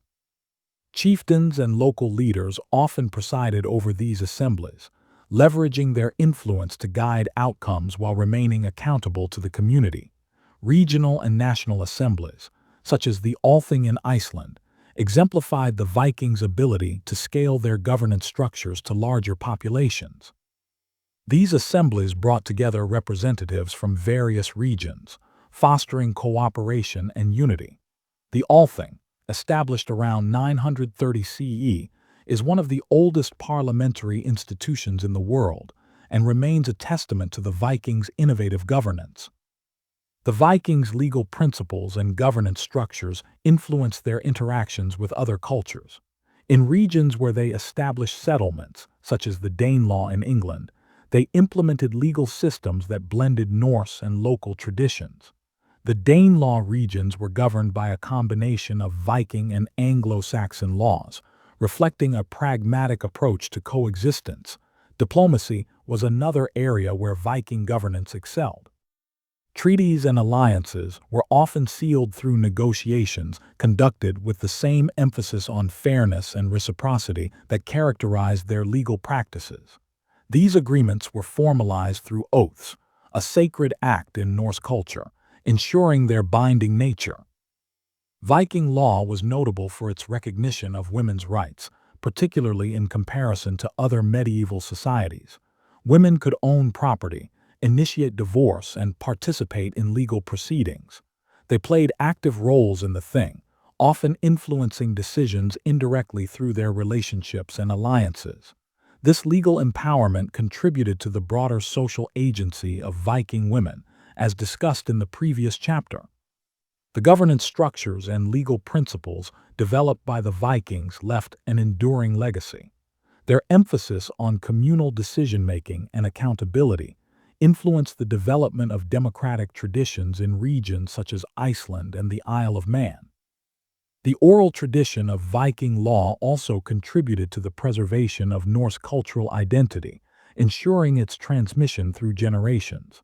Archaeological discoveries, such as rune stones inscribed with legal proclamations, offer tangible evidence of the Vikings' commitment to law and order.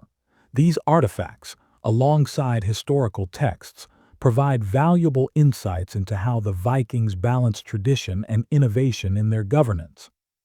The Vikings' legal systems and governance were far more sophisticated than the chaotic image often associated with their raiding and warfare.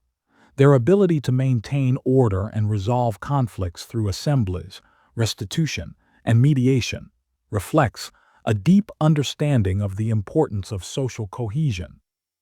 As we transition to the next chapter, we will explore the Vikings' interactions with the Byzantine Empire through the Varangian Guard, highlighting their adaptability and influence in broader cultural exchanges. The story of the Vikings extends far beyond the cold shores of Scandinavia. Among the most intriguing chapters of their saga is the role they played in the Byzantine Empire as the Varangian Guard, an elite unit of warriors who served as both protectors of the Byzantine emperors and symbols of cultural exchange between North and South.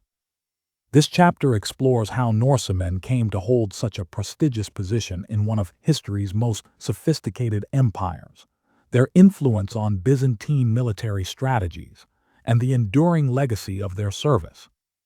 The journey of the Vikings to Constantinople, known to them as Miklagard, was facilitated by their mastery of riverine navigation. Traveling through the Dnieper and Volga rivers, the Vikings established trade routes that connected them to the riches of the Byzantine Empire. Initially, these interactions were commercial, with Norse traders exchanging furs, amber, and slaves for Byzantine silk, spices, and gold. Over time, the relationship evolved. Byzantine emperors, impressed by the martial prowess and loyalty of the Norse, began to recruit them as mercenaries.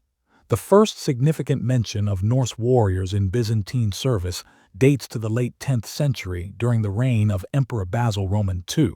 Facing a rebellion, Basil sought reinforcements and turned to the Vikings, whose reputation as fierce and reliable fighters preceded them. These Norse warriors would become the foundation of the Varangian Guard. The Varangian Guard was not merely a military unit. It was a highly trusted bodyguard for the Byzantine emperors. Known for their unwavering loyalty and formidable skills, the Varangians were tasked with protecting the emperor from internal and external threats. Unlike local troops, whose loyalties could be compromised by familial or political ties, the foreign origins of the Varangians made them ideal for this role. The duties of the Varangian Guard extended beyond personal protection. They served in military campaigns, often leading the charge in battles due to their reputation for fearlessness and discipline. Their expertise in hand-to-hand combat and their use of distinctive weaponry, such as the two-handed axe, set them apart on the battlefield. The sight of the Varangian Guard's axes became a symbol of the emperor's power and the empire's martial strength. The service of the Varangians in Byzantium was not merely a military arrangement, but also a conduit for cultural exchange. Norsemen who traveled to Miklagard brought with them their traditions, stories, and craftsmanship, while simultaneously absorbing the sophisticated culture of Byzantium. One of the most striking examples of this exchange is the integration of Byzantine artistic and architectural elements into Scandinavian culture. Artifacts such as jewelry and coins found in Viking graves often display Byzantine influences, reflecting the interactions between these two worlds. The return of Varangian veterans to Scandinavia also introduced new ideas about governance, religion, and warfare, contributing to the transformation of Viking society. The history of the Varangian Guard is marked by their participation in some of Byzantium's most critical military engagements. During the reign of Basil Roman II, the Varangians played a decisive role in quelling the rebellion of Bardas Phocas and securing victory at the Battle of Cladion in 1014. Their relentless combat effectiveness earned them a fearsome reputation, cementing their place as the emperor's most trusted warriors. The Varangian Guard also played a key role in defending Constantinople from external threats. Their presence was instrumental during the Norman siege of the city in 1081 and the Crusader attack in 1204. In both instances, the Varangians exemplified their loyalty and martial skill, even in the face of overwhelming odds. The composition of the Varangian Guard evolved over time. Initially dominated by Norse warriors, particularly those from Sweden, the unit began to include Anglo-Saxons after the Norman conquest of England in 1066. Displaced Anglo-Saxon warriors sought refuge in Byzantium, bringing with them a wealth of combat experience.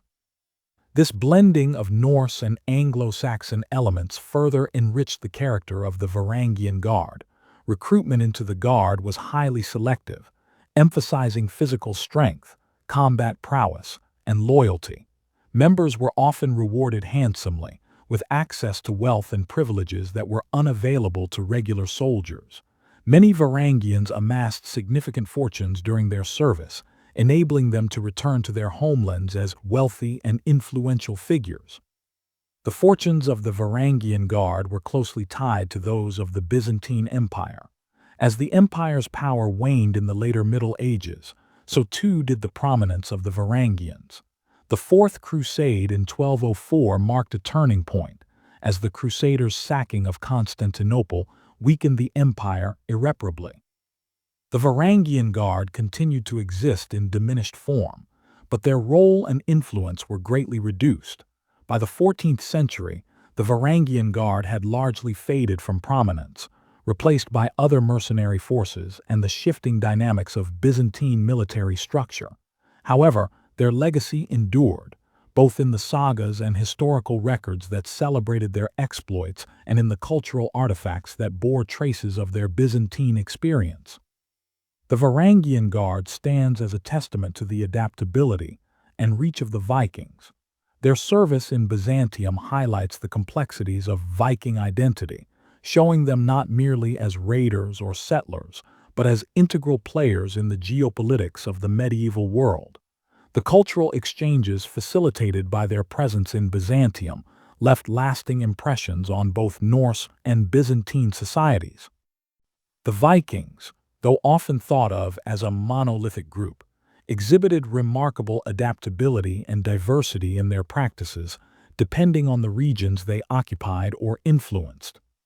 From the icy fjords of Greenland to the lush woodlands of the Kievan Rus and the distant shores of Vinland, their customs evolved to reflect local environments, interactions with other cultures, and the unique challenges of each region.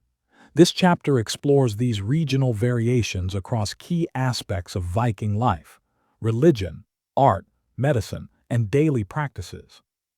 In Greenland, the Vikings adapted their artistic traditions to the resources available in this remote and often unforgiving environment.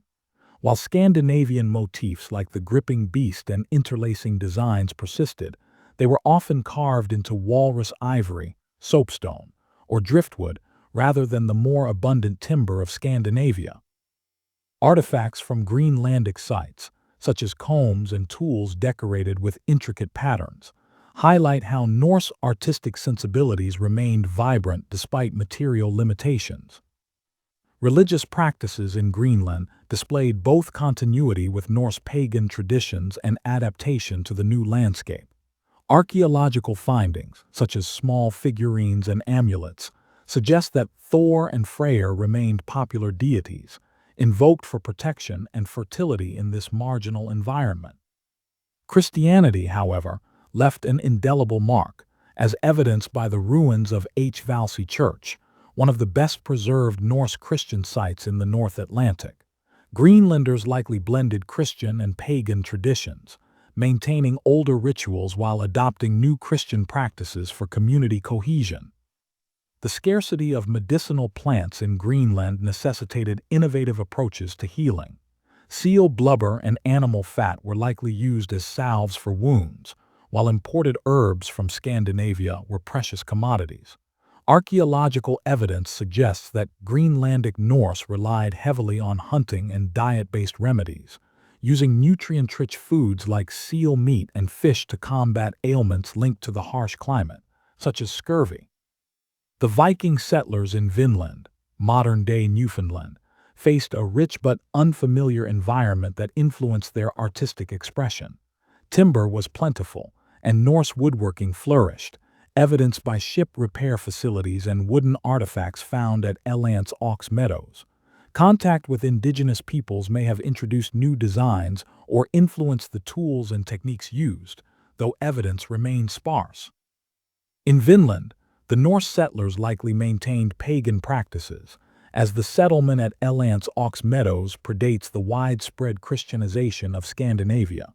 However, the lack of permanent religious structures suggests that religious rituals were conducted in open spaces or within communal halls.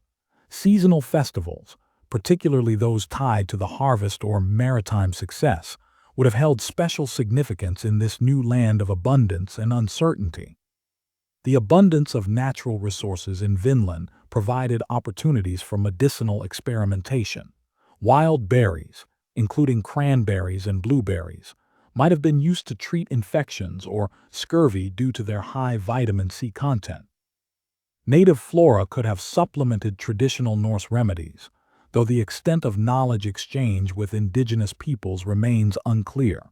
Tools found at the site, such as needles and knives, indicate basic surgical capabilities, and a focus on practical, immediate care for injuries sustained in exploration or resource gathering. In the Kievan Rus, Viking art blended with Slavic and Byzantine influences, resulting in a rich fusion of styles. Jewelry from this period often incorporated Norse interlacing patterns alongside Byzantine religious symbols, such as crosses. The use of precious metals and enameling techniques, likely learned from Byzantine artisans, reflects the integration of local and imported artistic traditions. Viking runestones and inscriptions in the region also incorporated Slavic and Greek elements, highlighting their role as cultural intermediaries.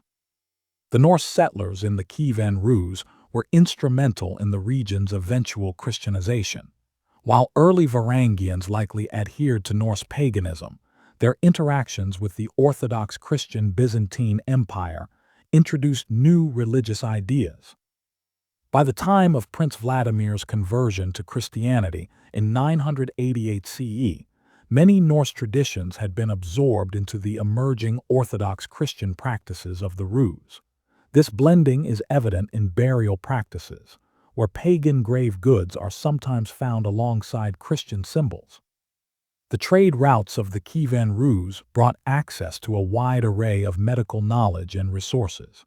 The Norse in this region likely adopted medicinal practices from Slavic and Byzantine cultures, including herbal remedies and techniques for wound care.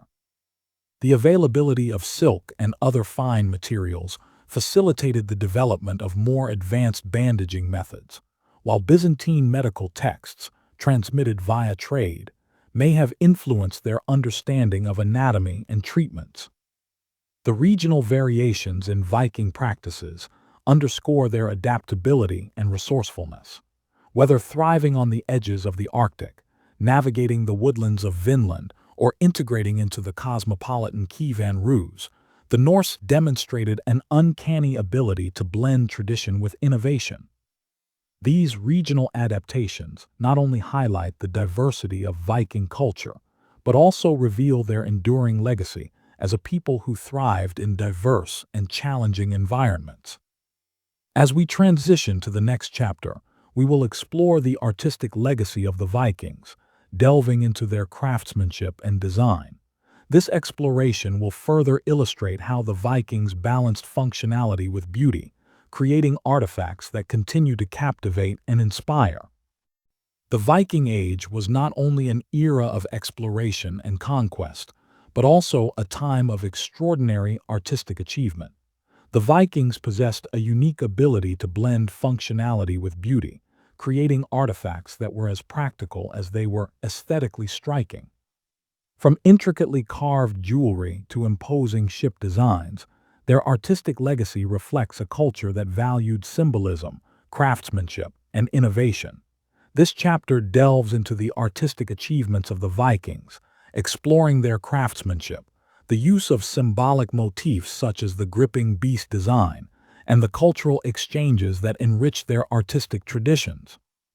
Viking art was deeply rooted in their worldview and cultural identity, often drawing inspiration from their mythology and natural surroundings. Their artistic tradition is best exemplified through 6 primary styles: Osberg, Bora, Jelling, Mammon, Ringerike, and Urns.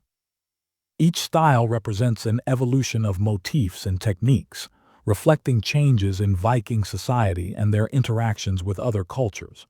The earliest style, Osberg, is characterized by intricate interlacing patterns and animal motifs.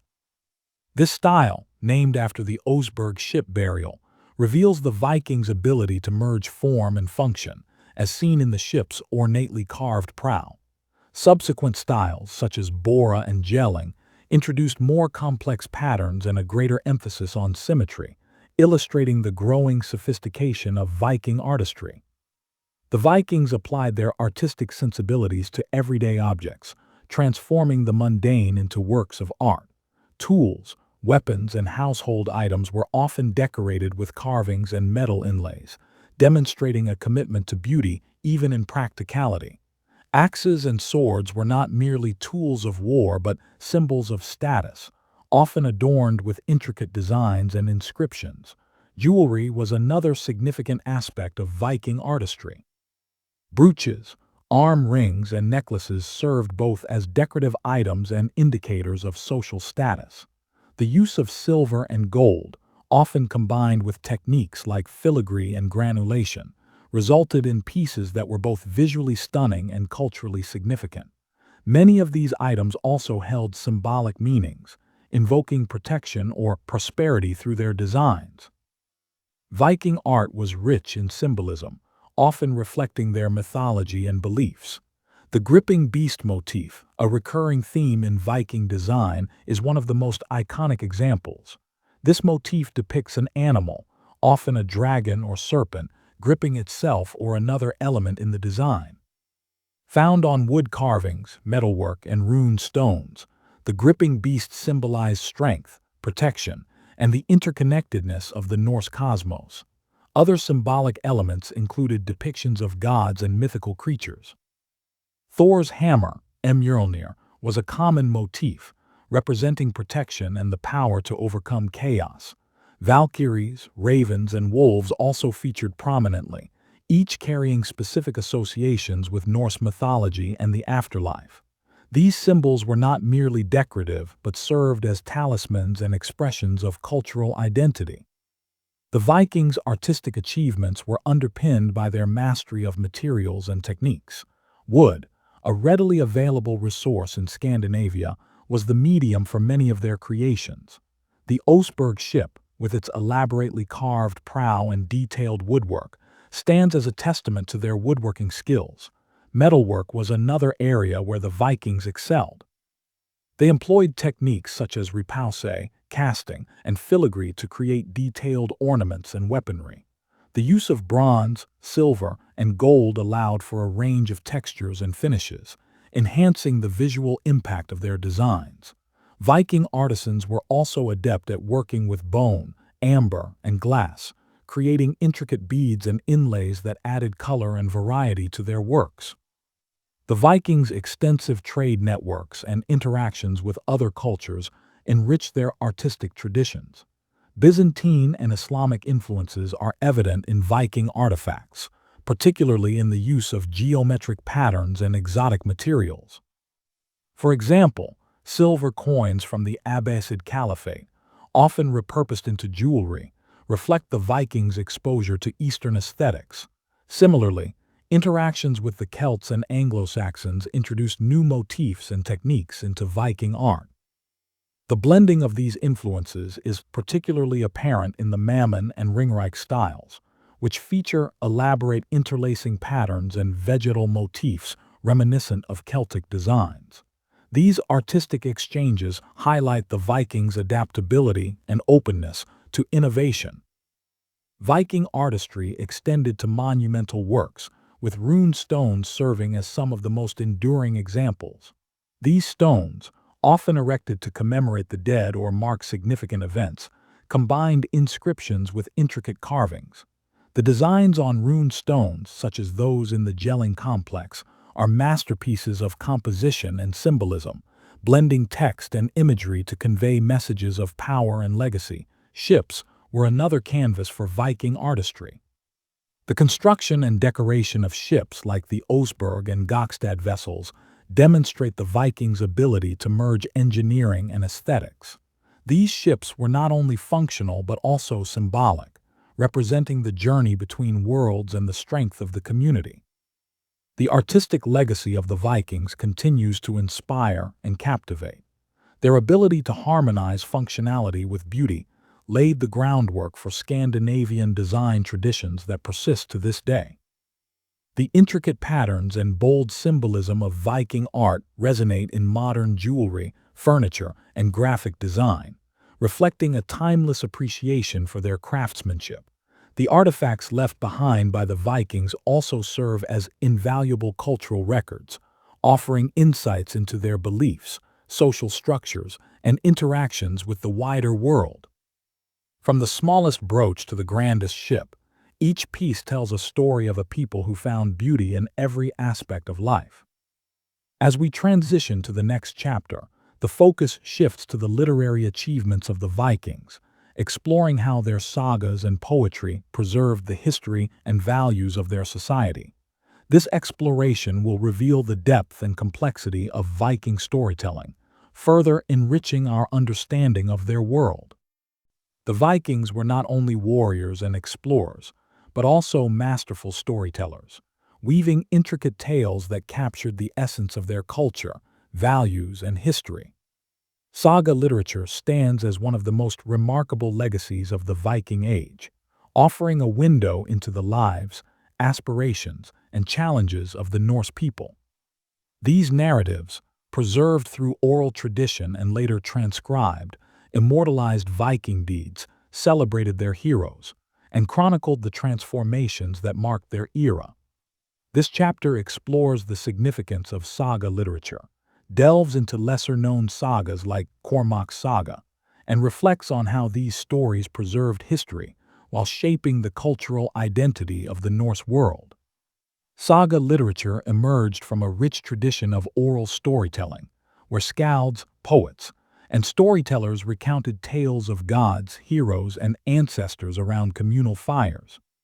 These narratives, deeply rooted in Norse mythology and history, served as both entertainment and education, transmitting cultural values and collective memory.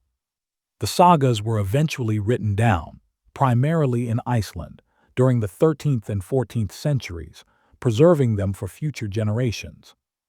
Sagas can be broadly categorized into several types, each reflecting different aspects of Norse life and imagination. The Islandingasaga, sagas of the Icelanders, focus on the lives of early Icelandic settlers, blending historical events with fictional elements.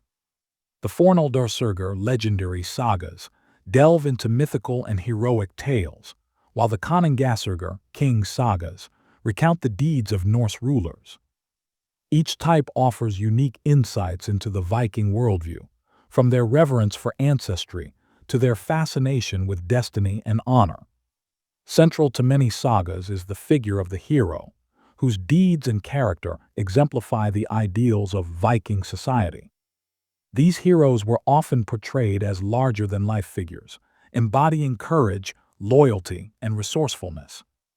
Engjall's saga, for example, tells the story of Engjall Thorgeirsson, a wise and honorable man whose tragic fate underscores the complexities of justice and loyalty in Viking society. Lesser-known sagas, such as Cormac's saga, provide equally compelling narratives. This saga follows the life of Cormacr Ergmundarson, a skald whose love for Steingerther is thwarted by fate and personal failings. The tale, filled with poetic verses and dramatic conflicts, captures the themes of love, destiny, and the tension between individual desires and societal expectations. Through such stories, the sagas reveal the human dimensions of the Viking world, bridging the gap between myth and reality. While sagas often incorporate fictional and mythical elements, they also serve as valuable historical records. Many sagas provide detailed accounts of events, landscapes, and social structures, offering insights into the daily lives and governance of the Norse people. For example, the Heimskringla, a collection of kings' sagas by Snorri Sturluson, chronicles the history of Norwegian kings from mythic times to the medieval period. Its narratives, though embellished, align with archaeological evidence and historical records, lending credibility to their accounts. The sagas also document Viking exploration and settlement. Greenlandinga saga and Eirik saga rather recount the discovery and colonization of Greenland and Vinland, blending historical events with legendary embellishments. These stories reflect the adventurous spirit of the Vikings while providing clues to their navigation, trade, and encounters with indigenous peoples. The enduring appeal of saga literature lies in its narrative artistry. The sagas are characterized by their concise and direct prose, interwoven with poetic verses that add depth and emotion to the stories. Dialogue plays a central role, revealing character motivations and advancing the plot with dramatic intensity. This stylistic approach creates a vivid and engaging narrative, drawing readers into the world of the Vikings. The use of kennings, a form of metaphorical expression, adds a layer of poetic complexity to the sagas. For example, the sea might be referred to as Whale Road or Storm Horse's Pasture, reflecting the Norse affinity for metaphor and their deep connection to nature.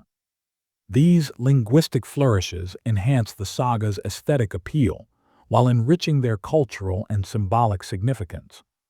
Saga literature played a crucial role in shaping and preserving Norse cultural identity. These stories reinforced communal values such as honor, loyalty, and resilience while providing moral and practical lessons. They also served as a means of cultural continuity, linking generations through shared narratives that celebrated the achievements and struggles of their ancestors. The influence of sagas extended beyond the Viking Age, inspiring later literary and artistic works. The Icelandic sagas, in particular, have been celebrated as masterpieces of world literature, influencing writers such as J.R.R. Tolkien and Jorge Luis Borges. Their themes of heroism, fate, and the human condition resonate across cultures and eras, ensuring their relevance and appeal. The decline of saga literature coincided with the end of the Viking Age and the Christianization of Norse society.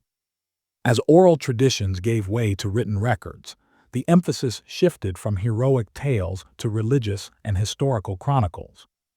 However, the saga's legacy endured, preserving the essence of Viking culture and imagination.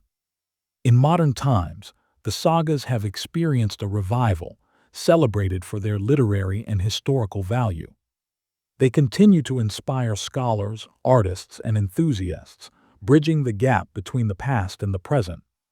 Saga literature stands as a testament to the Vikings' ability to capture the complexities of their world through storytelling. These narratives preserve the spirit of the Norse people, reflecting their aspirations, fears, and triumphs. Through the sagas, the Vikings achieved a form of immortality, their voices echoing across centuries to inform and inspire future generations. As we transition to the next chapter, the focus shifts from storytelling to exploration, delving into the Vikings' ventures into the Arctic and their adaptation to some of the most extreme environments on Earth. This exploration of resilience and discovery underscores the breadth of the Viking legacy, from the realms of myth and history to the uncharted frontiers of their world. The Arctic, with its unforgiving landscapes and harsh climates, might seem an unlikely destination for exploration. Yet for the Vikings, the lure of the unknown and the promise of untapped resources drove them northward into these extreme environments. Their ventures into the Arctic regions exemplify their resilience, adaptability, and relentless spirit of discovery. This chapter explores how the Vikings mapped, navigated, and survived in the Arctic, highlighting their role as pioneers in one of the most challenging frontiers of the medieval world. The Vikings' Arctic exploration began as an extension of their expansionist ambitions. As populations in Scandinavia grew and arable land became scarce, the Norse looked outward, seeking new territories for settlement, trade, and resource extraction. The Arctic's rich deposits of walrus ivory, furs, and fish offered economic incentives that outweighed the risks of its inhospitable conditions. The journey northward was both a test of seafaring skill and a demonstration of their mastery over challenging waters. The Vikings relied on their advanced longships, designed for both speed and stability, to navigate the icy seas. They used natural markers, the stars, and possibly even sunstones, crystals thought to help locate the sun on overcast days, to guide their voyages. These tools enabled them to chart new territories and establish trade routes that reached deep into the Arctic Circle. Surviving in the Arctic demanded ingenuity and adaptation. The Vikings quickly learned to navigate the unique challenges posed by the region, from freezing temperatures to extended periods of daylight or darkness. They adopted new hunting techniques to exploit the region's abundant wildlife, including seals, whales, and polar bears.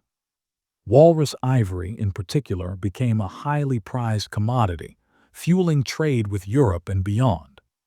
Settlements in the Arctic were small and often temporary, serving as seasonal bases for hunting and resource gathering.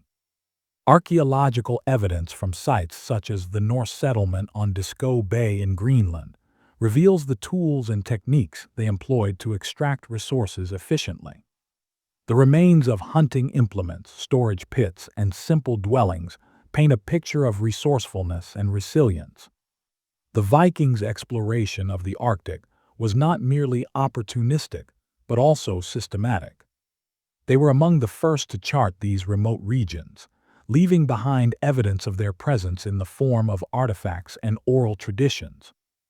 Their sagas, though often romanticized, provide valuable clues about their Arctic ventures, describing voyages to lands of ice and snow, where the sea teemed with life and the skies stretched endlessly. The Norse's ability to map and navigate the Arctic contributed to their broader understanding of geography. Their knowledge of ocean currents, weather patterns, and celestial navigation allowed them to traverse vast distances with remarkable accuracy. This expertise laid the groundwork for later explorations by other European seafarers, who built upon the Norse legacy. As the Vikings pushed northward, they encountered indigenous peoples such as the Inuit. These interactions were complex, ranging from trade and cultural exchange to conflict and competition. The Inuits' deep knowledge of Arctic survival techniques, including kayak construction and igloo building, contrasted with the Norse's reliance on their traditional methods. While the Norse adopted some Inuit practices, they often struggled to fully adapt to the Arctic environment. The relationship between the Vikings and the Inuit remains a subject of scholarly debate. Some evidence suggests moments of peaceful exchange, such as the trading of tools and resources, while other accounts indicate periods of hostility.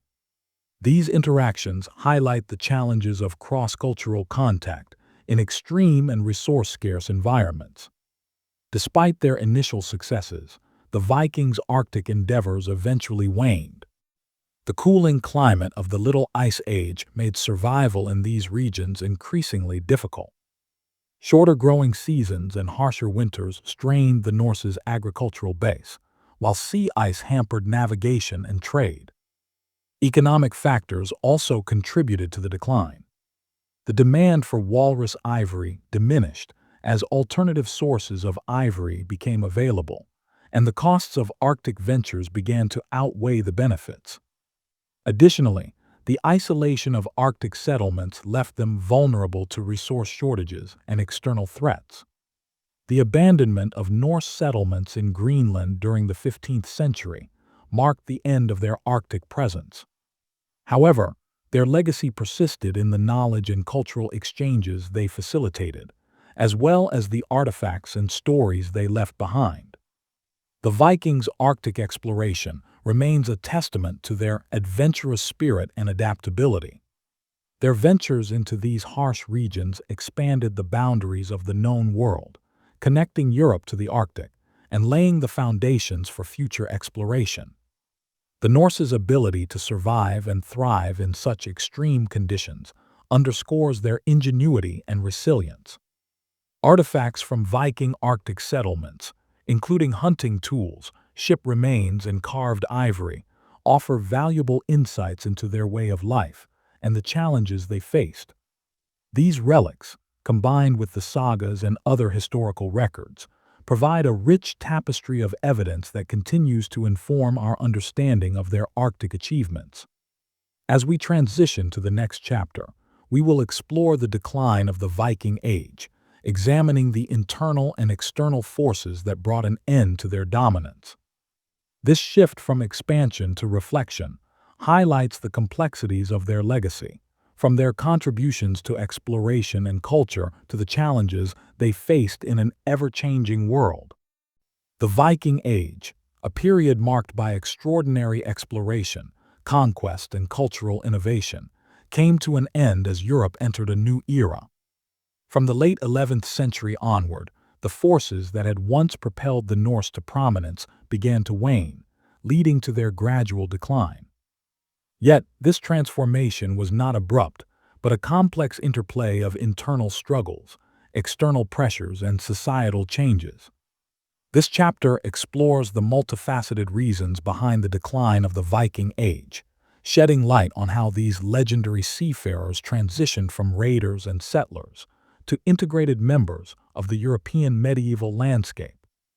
One of the most significant factors in the decline of the Viking Age was the consolidation of centralized power in Europe.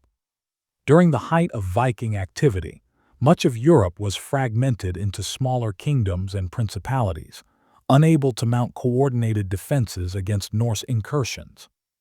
By the 11th century, however, this fragmentation began to give way to stronger centralized states. The rise of powerful monarchies in England, France, and the Holy Roman Empire played a pivotal role in curbing Viking influence. Leaders like Alfred the Great of Wessex, and later, William the Conqueror, developed more effective military strategies and fortifications, making Viking raids increasingly costly and less successful. The establishment of standing armies and the construction of fortified towns and castles further diminished the Vikings' ability to strike with impunity. The Christianization of Scandinavia marked a profound cultural and societal shift that contributed to the decline of the Viking Age. The spread of Christianity, encouraged by missionaries and political alliances, gradually replaced the Norse pagan beliefs that had defined Viking identity and fueled their raiding ethos. With Christianity came new values and practices that emphasized peace, diplomacy, and integration into the broader Christian world. Christian rulers in Scandinavia, such as Olaf Tryggvason and Harald Bluetooth, used the new faith as a unifying force to consolidate their kingdoms. The adoption of Christianity also aligned the Norse with the rest of Europe, reducing the cultural and religious divides that had previously justified raids. Furthermore, the Church's influence discouraged raiding of Christian territories, redirecting Norse energies toward trade and settlement. Economic shifts and environmental changes also played a crucial role in the decline of Viking activity. The increasing stability of European markets reduced the need for plunder, as trade became a more viable and profitable alternative. Many Vikings transitioned from raiders to merchants, integrating into the growing network of European commerce. Meanwhile, the cooling climate of the Little Ice Age, which began around the late 13th century, brought shorter growing seasons and harsher winters to Scandinavia. These environmental challenges strained agricultural production, reducing the resources available for long-distance voyages. The decline of Greenland's Norse settlements, discussed in earlier chapters, exemplifies how climate change impacted Viking endeavors. Internal conflicts within Scandinavia further weakened Viking power. As rival factions vied for control, resources were diverted from external ventures to internal struggles. The unification of Norway, Denmark, and Sweden under centralized monarchies often involved prolonged conflicts that sapped the strength and focus of Viking communities. These internal struggles also reflected broader societal changes. As Norse societies transitioned from tribal structures to centralized kingdoms, the warrior culture that had defined the Viking Age gradually diminished.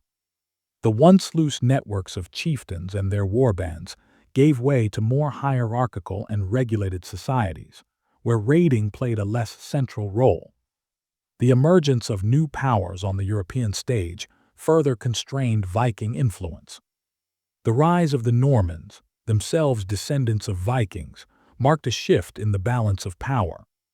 Under leaders like William the Conqueror, the Normans not only defended against Viking incursions but also became a dominant force in Europe, eclipsing their Norse forebears. Additionally, the expansion of Slavic states and the Byzantine Empire curtailed Viking activities in Eastern Europe. The once prosperous Varangian trade routes through the rivers of Rus faced increased competition and regulation, reducing their profitability. These shifts left the Vikings with fewer opportunities for expansion and diminished their economic and military influence. While the Viking Age came to an end, its legacy endured in countless ways. The Norse left an indelible mark on the cultures and territories they touched, from the languages of England and the laws of the Danelaw to the art and architecture of their settlements. The integration of Norse traditions into the broader European framework ensured that their influence persisted long after their decline. The sagas and myths of the Vikings continued to captivate and inspire, preserving their memory and immortalizing their deeds. Modern scholarship and archaeological discoveries have further illuminated the complexities of their societies, challenging stereotypes and deepening our understanding of their achievements. The decline of the Viking Age was not a story of failure, but one of transformation. The forces that ended their dominance were the same that enabled their integration into the evolving world of medieval Europe. As the Norse settled into new roles as farmers, traders, and rulers, they contributed to the societies they had once raided, becoming a vital part of Europe's cultural and historical tapestry. As we transition to the next chapter, we will confront the myths and misconceptions surrounding the Vikings, separating fact from fiction, and exploring how these legendary seafarers have been portrayed through the ages. This exploration will further contextualize their legacy, revealing the enduring fascination with their storied past. The Vikings have captured the imagination of people for centuries, their exploits romanticized, and their image distorted through countless retellings. From horned helmets to savage raiders, the myths surrounding the Vikings have often overshadowed the complexities of their society. These misconceptions were shaped by medieval propaganda, revived by 19th century Romanticism, and perpetuated through popular culture. This chapter explores the origins of these myths, their evolution, and their impact on modern perceptions of the Vikings, uncovering the truths hidden beneath the legends. The earliest sources of Viking myths emerged during their own time, as victims of their raids sought to demonize them. Monastic chroniclers in medieval Europe, whose lands were often the targets of Viking raids, painted them as brutal and godless heathens. These accounts, though not entirely unfounded, were heavily biased, emphasizing the violence of the raids while ignoring the broader context of Viking society and their contributions to trade, exploration, and culture. The image of the Vikings as bloodthirsty marauders was further solidified in sagas and historical texts, which often exaggerated their exploits. These narratives, while invaluable for their cultural insights, blurred the line between fact and fiction. Heroes like Ragnar Lothbrok and Egil Skallagrimsson were depicted in larger-than-life terms, their stories infused with elements of myth and legend. One of the most enduring and iconic misconceptions about the Vikings is the belief that they wore horned helmets.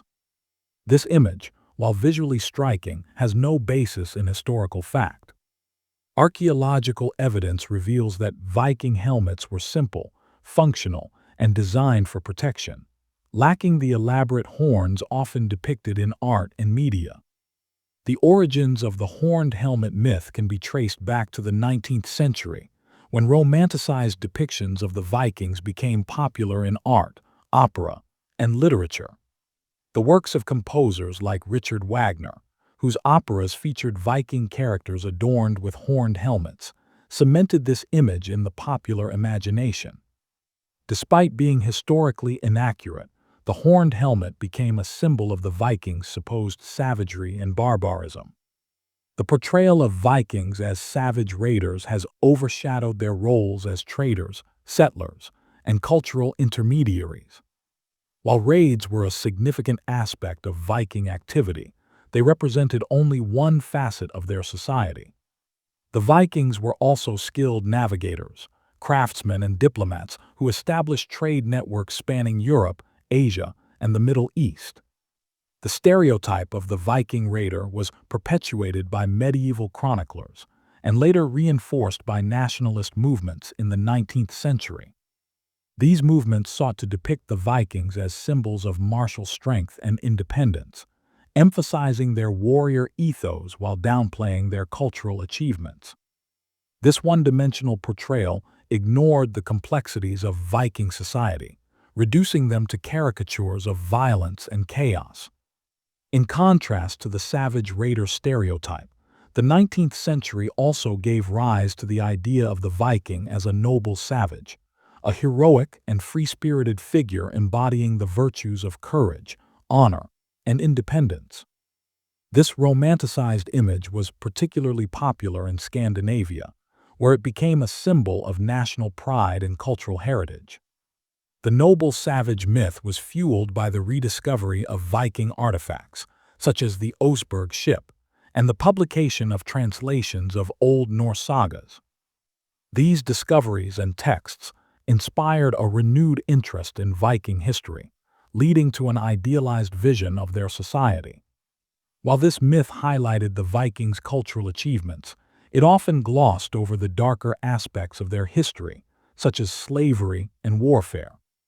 The depiction of Vikings in modern media has further shaped public perceptions, often blending historical accuracy with creative license.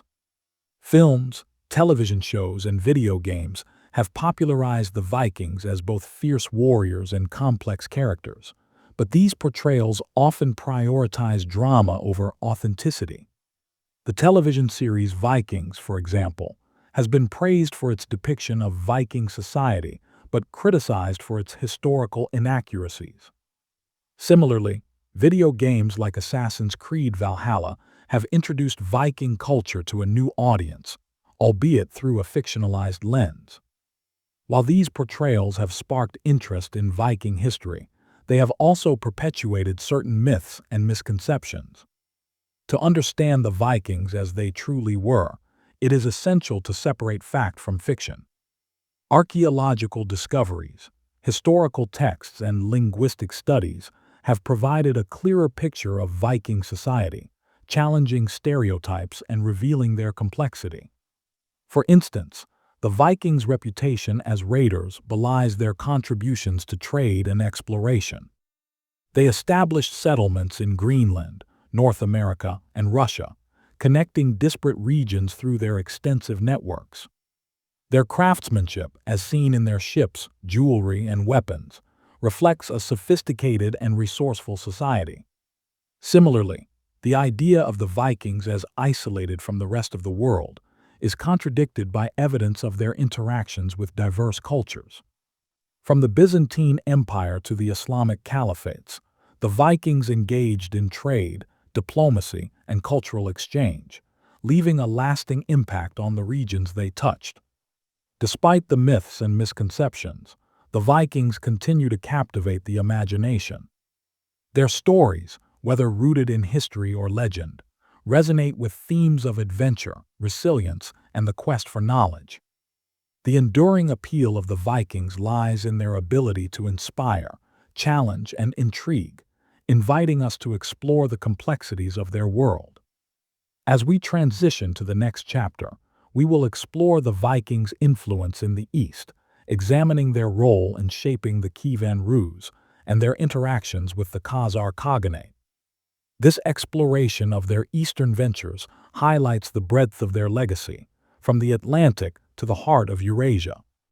The Vikings' adventures in the East are among the most intriguing aspects of their legacy, often overshadowed by their exploits in the Atlantic and Western Europe. Yet, the Norse left an indelible mark on Eastern Europe, where they established trade routes, influenced political structures, and integrated into local cultures. Known as the Varangians in this region, their activities laid the foundation for the rise of the Kievan Rus and facilitated interactions with powerful entities like the Byzantine Empire and the Khazar Khaganate. This chapter delves into the Vikings' eastern ventures, highlighting their adaptability, resilience, and the enduring impact of their presence. The rivers of Eastern Europe served as the main arteries for Viking expansion in the region. Using their shallow draft longships, the Norse navigated the Dnieper, Volga, and Don rivers, connecting Scandinavia to the rich markets of Byzantium, Persia, and the Islamic caliphates. These waterways not only facilitated trade, but also acted as corridors of cultural exchange, allowing the Vikings to encounter and influence diverse societies. The Varangians established key trading outposts along these routes, such as Novgorod and Staria Ladoga. These settlements became hubs of commerce and governance, blending Norse traditions with Slavic and Finno-Ugric influences. Archaeological evidence from these sites, including tools, weapons, and jewelry, attests to the integration of cultures and the prosperity of these early centers. One of the most significant contributions of the Vikings in the East was their role in the establishment of the Kievan Rus, a federation of Slavic and Finnic tribes centered around key cities like Kiev and Novgorod.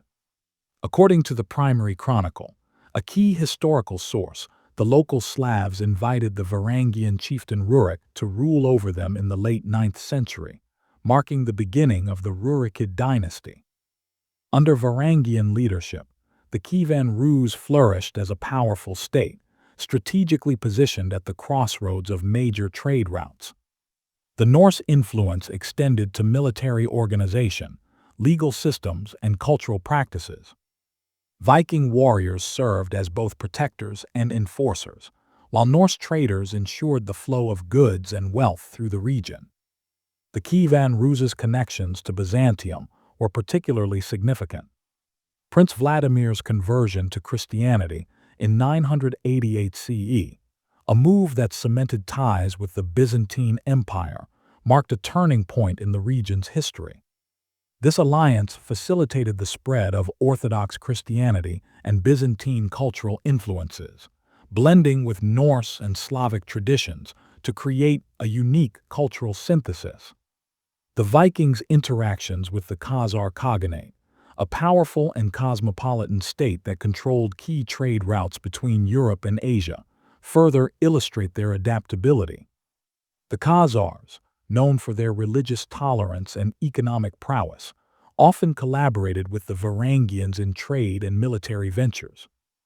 Evidence of these interactions is found in the numerous hordes of Islamic dirhams discovered along the Viking trade routes. These silver coins, minted in the caliphates and transported via the Khazar-controlled Silk Road, became a cornerstone of the Viking economy. The Varangians' ability to navigate and leverage these networks highlights their skill as traders and diplomats. While relations with the Khazars were largely cooperative, they were not without conflict. Norse sagas and historical accounts hint at skirmishes and power struggles, reflecting the complexities of their interactions. These encounters, whether peaceful or adversarial, enriched both cultures and underscored the interconnectedness of the medieval world. The Norse presence in the East left a profound cultural and economic impact. The blending of Norse, Slavic, and Byzantine influences shaped the development of the Kievan Rus, particularly in areas such as governance, art, and religion. Norse runes and symbols have been found alongside Slavic inscriptions, illustrating the fusion of traditions. Economically, the Varangians facilitated the exchange of goods and ideas across vast distances. From furs and amber to silks and spices, their trade networks connected Scandinavia to the Mediterranean and beyond.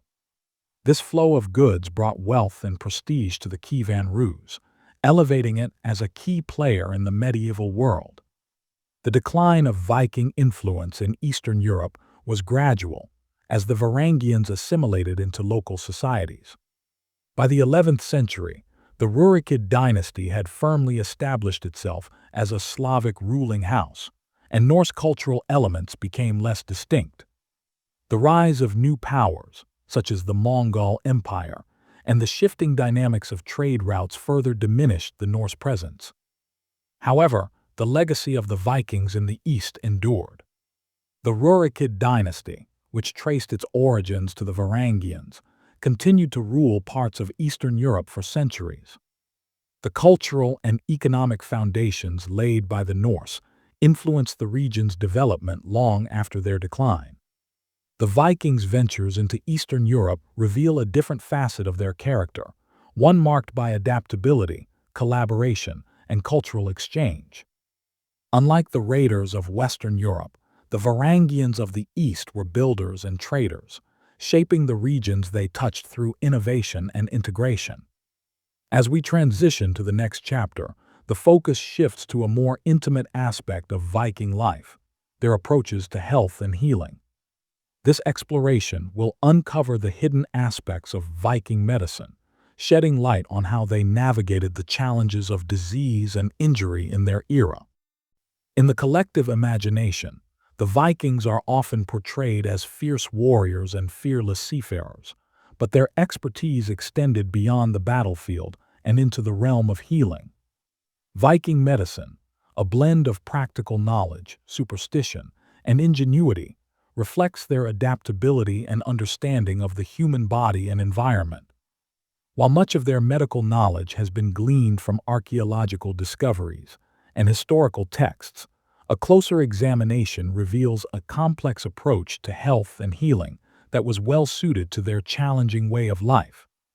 This chapter explores the hidden aspects of Viking medicine, from the use of herbs and surgical tools to the cultural and spiritual dimensions of healing practices. Viking medicine was deeply rooted in their environment, drawing upon the resources of the natural world. The harsh conditions of Scandinavia demanded a pragmatic approach to health, where survival often depended on the ability to treat wounds, manage diseases, and maintain physical resilience. Their knowledge of medicinal plants and herbs, combined with an understanding of anatomy and basic hygiene, formed the foundation of their medical practices. Much of what we know about Viking medicine comes from sagas, rune stones, and archaeological findings. These sources indicate that healing was often a communal effort, involving family members, healers, and sometimes spiritual leaders. The emphasis on practicality, combined with elements of Norse mythology and superstition, created a unique medical system that addressed both the physical and metaphysical aspects of illness. The Vikings' use of herbal remedies demonstrates their deep connection to the natural world. Commonly used plants included yarrow, which was applied to wounds to stop bleeding, and willow bark, known for its pain-relieving properties due to its salicylic acid content. Wild garlic and juniper berries were used to treat infections, while honey, with its antibacterial properties, was applied to wounds to prevent infection and promote healing. Archaeological evidence, such as the remains of medicinal plants found in burial sites, supports the extensive use of these remedies. For example, residues of birch fungus, known for its antiseptic properties, have been discovered in Viking graves, suggesting its role in treating wounds and infections. The presence of medicinal herbs in burial contexts also points to their symbolic importance, perhaps as offerings for the afterlife or as talismans for protection. While surgery in the Viking Age was limited by the lack of advanced tools and techniques, evidence suggests that they possessed a rudimentary understanding of surgical practices. Trepanation, the process of drilling or scraping a hole into the skull, has been found in Viking skeletal remains. Although the purpose of this procedure is debated, it may have been performed to relieve head trauma or as a ritualistic act.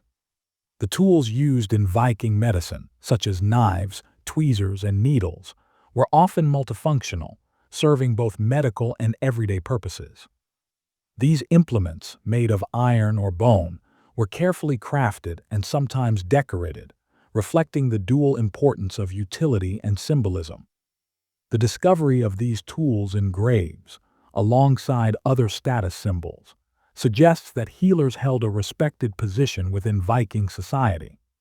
Viking medicine was not purely physical. It also encompassed spiritual and magical elements. Illness was often viewed as a disruption of harmony, requiring not only physical remedies, but also spiritual intervention. Healers, sometimes referred to as valvas or seeresses, played a dual role as medical practitioners and spiritual intermediaries. Rituals to ward off illness or promote healing might involve chanting, the use of amulets or sacrifices to the gods.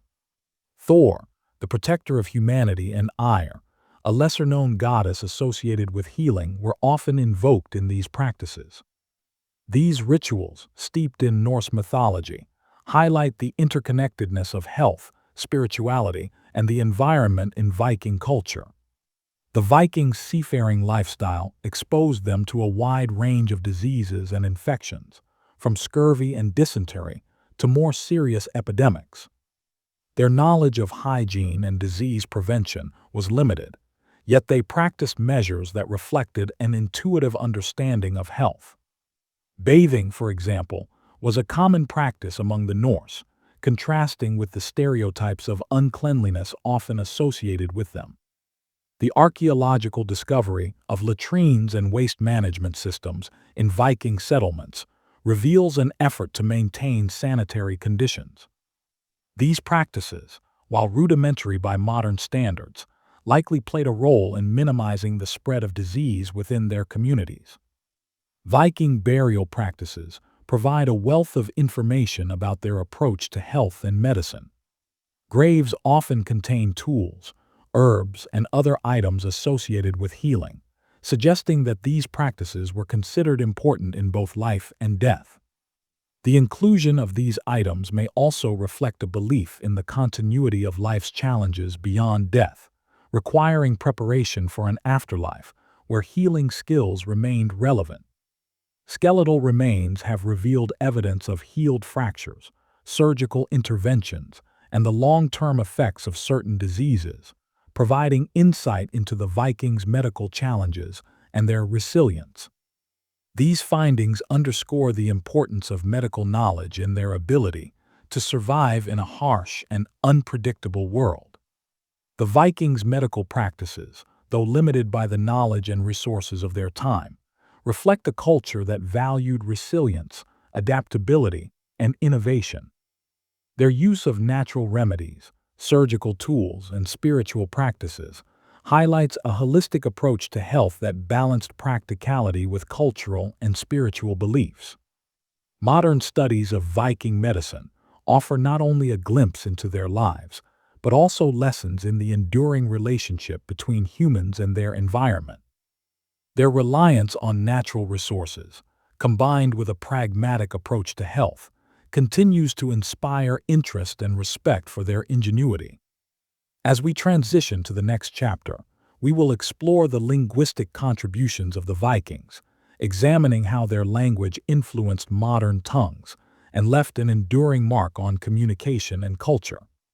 This exploration will further illuminate the breadth of their legacy, connecting their words to their world. The Vikings left an indelible mark on the linguistic landscape of Europe, their language traveling as far as their ships could sail. Old Norse, the language of the Vikings, was not only a tool for communication, but also a vehicle for their culture, law, and trade. Over centuries, its influence seeped into the vernaculars of the lands they touched, shaping modern languages like English, Russian, and French in profound and lasting ways. This chapter explores the linguistic contributions of the Vikings, examining how Old Norse intertwined with local languages, the words and concepts it introduced, and its enduring legacy in modern speech and culture. Old Norse, a North Germanic language, was spoken by the Vikings during the Viking Age, 793–1066 C. It evolved from Proto-Norse, the language of the early Germanic peoples, and was closely related to Old English, Old High German, and other West Germanic languages. With the Vikings' expansion across Europe and beyond, Old Norse became a lingua franca in many regions, facilitating trade, diplomacy, and cultural exchange. The spread of Old Norse was driven by the Vikings' seafaring prowess and their establishment of settlements in foreign lands. As they integrated with local populations, their language mingled with native tongues, leaving traces in place names, legal terms, and everyday vocabulary. This linguistic blending reflects the Vikings' adaptability and their role as both conquerors and collaborators. The influence of Old Norse on English is one of the most significant examples of linguistic integration. During the Viking incursions into England, particularly in the Danelaw region, where Norse laws and customs prevailed, the interaction between Old Norse and Old English was profound. This period of contact introduced a wealth of Norse vocabulary into English, much of which remains in use today. Words like sky, window, egg, and freckle are direct borrowings from Old Norse. The pronouns they, them, and their also have Norse origins, showcasing the deep grammatical impact on English. Additionally, Norse-derived terms related to law and governance, such as law itself, reflect the integration of Norse legal traditions into Anglo-Saxon society. The Vikings' linguistic legacy in England is also evident in place names. Towns ending in by, meaning farm or settlement, or thorp, meaning village, trace their names to Old Norse. Examples include Derby, Grimsby, and Scunthorpe. These names serve as enduring markers of Viking settlement and influence. In Eastern Europe, the Varangians, as the Vikings were known, left linguistic traces in the Slavic languages, particularly Russian. The name Rus, from which Russia derives, is believed to originate from a Norse word meaning rowers or men who row. This term reflects the Vikings' role as traders and settlers along the river routes that connected Scandinavia to Byzantium. Norse influence on Russian is less pronounced than on English, but certain words and place names bear traces of their legacy. For instance, the names of rivers and towns along Viking trade routes, such as Ladoga and Novgorod, reveal linguistic connections to Old Norse. The governance structures and legal terms introduced by the Varangians also contributed to the linguistic and cultural development of the region.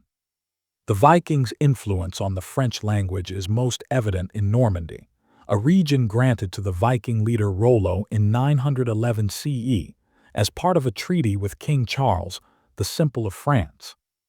Over time, the Norse settlers adopted Old French but left their linguistic mark in place names, nautical terms, and other vocabulary. Norman French, shaped by this Norse influence, later played a pivotal role in the evolution of the English language following the Norman conquest of 1066.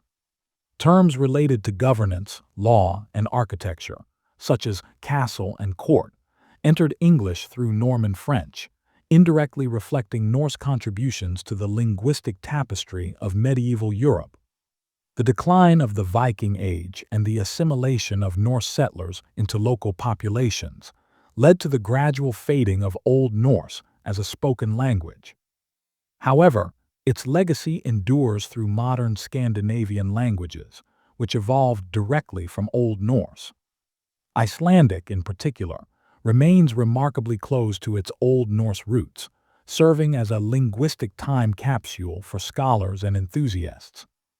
Modern efforts to revive and study Old Norse have gained momentum in recent years. Universities, historical societies, and language enthusiasts have embraced Old Norse as a gateway to understanding Viking culture and history. Courses, online resources, and even apps dedicated to learning Old Norse have made this ancient language accessible to a global audience.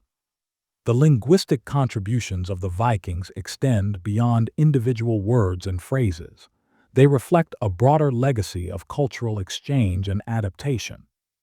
Old Norse enriched the languages it encountered, leaving behind a linguistic footprint that bridges past and present. From the streets of York to the rivers of Russia, the echoes of Old Norse remind us of the Vikings' far-reaching influence. As we transition to the final chapter on the environmental factors shaping Viking life, we will explore how their adaptability extended to the natural world, revealing their resilience in the face of changing climates and challenging landscapes. This discussion will underscore the interconnectedness of their linguistic, cultural, and environmental legacies. The story of the Vikings is one of resilience and adaptability, traits honed by the often harsh and unpredictable environment of their Scandinavian homeland. From the icy fjords of Norway to the windswept plains of Greenland, the Vikings thrived in some of the most challenging climates in Europe. Their expansion, settlement, and eventual decline were deeply influenced by environmental factors, particularly the medieval warm period, 950–1250 C, and the subsequent Little Ice Age, 1300–1850 CE. This chapter explores how climatic changes shaped Viking society, their expansion into new territories, and their ability to adapt to a world in flux. The medieval warm period, characterized by mild and stable temperatures, provided a favorable climate for the Vikings during the height of their expansion. Warmer temperatures extended growing seasons, allowing for the cultivation of crops such as barley and oats in regions previously unsuitable for agriculture. This agricultural surplus supported population growth and fueled the Norse's ambitious voyages across the North Atlantic. In Scandinavia, the improved climate led to the development of more stable settlements and the growth of trade networks. Coastal communities thrived, supported by fertile soils and access to abundant marine resources. The Vikings' seafaring technology, coupled with these favorable conditions, enabled them to embark on long-distance voyages to explore, trade, and colonize. The warm climate of the medieval warm period played a crucial role in the Vikings' westward expansion. Greenland, discovered by Eric the Red in the late 10th century, became a viable settlement due to its relatively mild conditions. Archaeological evidence from Norse farms in Greenland, such as those at Bradalid, reveals that the settlers cultivated crops, raised livestock, and maintained a thriving community for several centuries. Similarly, the discovery of Vinland, located in present-day Newfoundland, was facilitated by the favorable climate.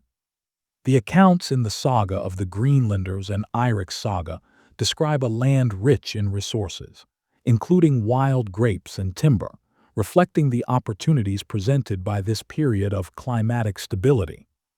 The Vikings' ability to adapt to diverse and often extreme environments was a hallmark of their resilience.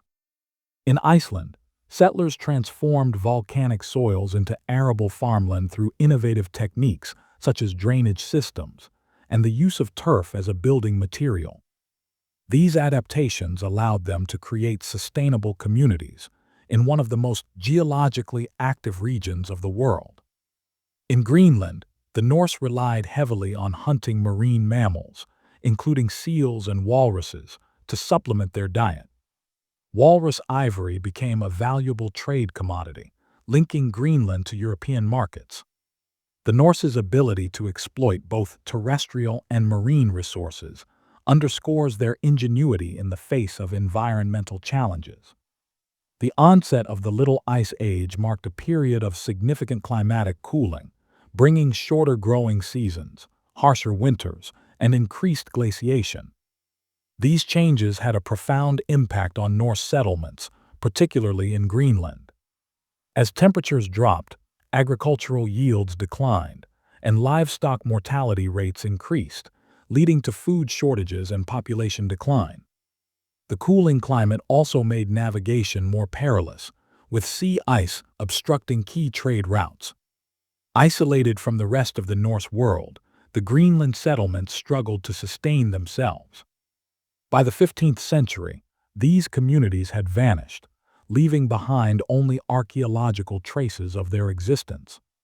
In Scandinavia, the Little Ice Age led to increased competition for resources, contributing to social and political unrest. The consolidation of power under centralized monarchies during this period can be seen as a response to these pressures, as leaders sought to stabilize their realms in the face of environmental and economic challenges. The Vikings' cultural practices and beliefs were deeply intertwined with their environment. Norse mythology, for example, reflects a profound connection to nature, with gods and creatures representing natural forces and phenomena.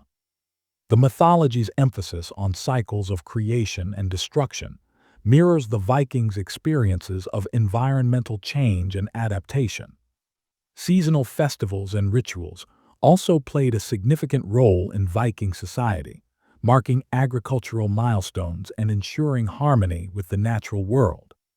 The Yule festival, celebrated during the winter solstice, symbolized the renewal of light and life, offering hope during the darkest days of the year.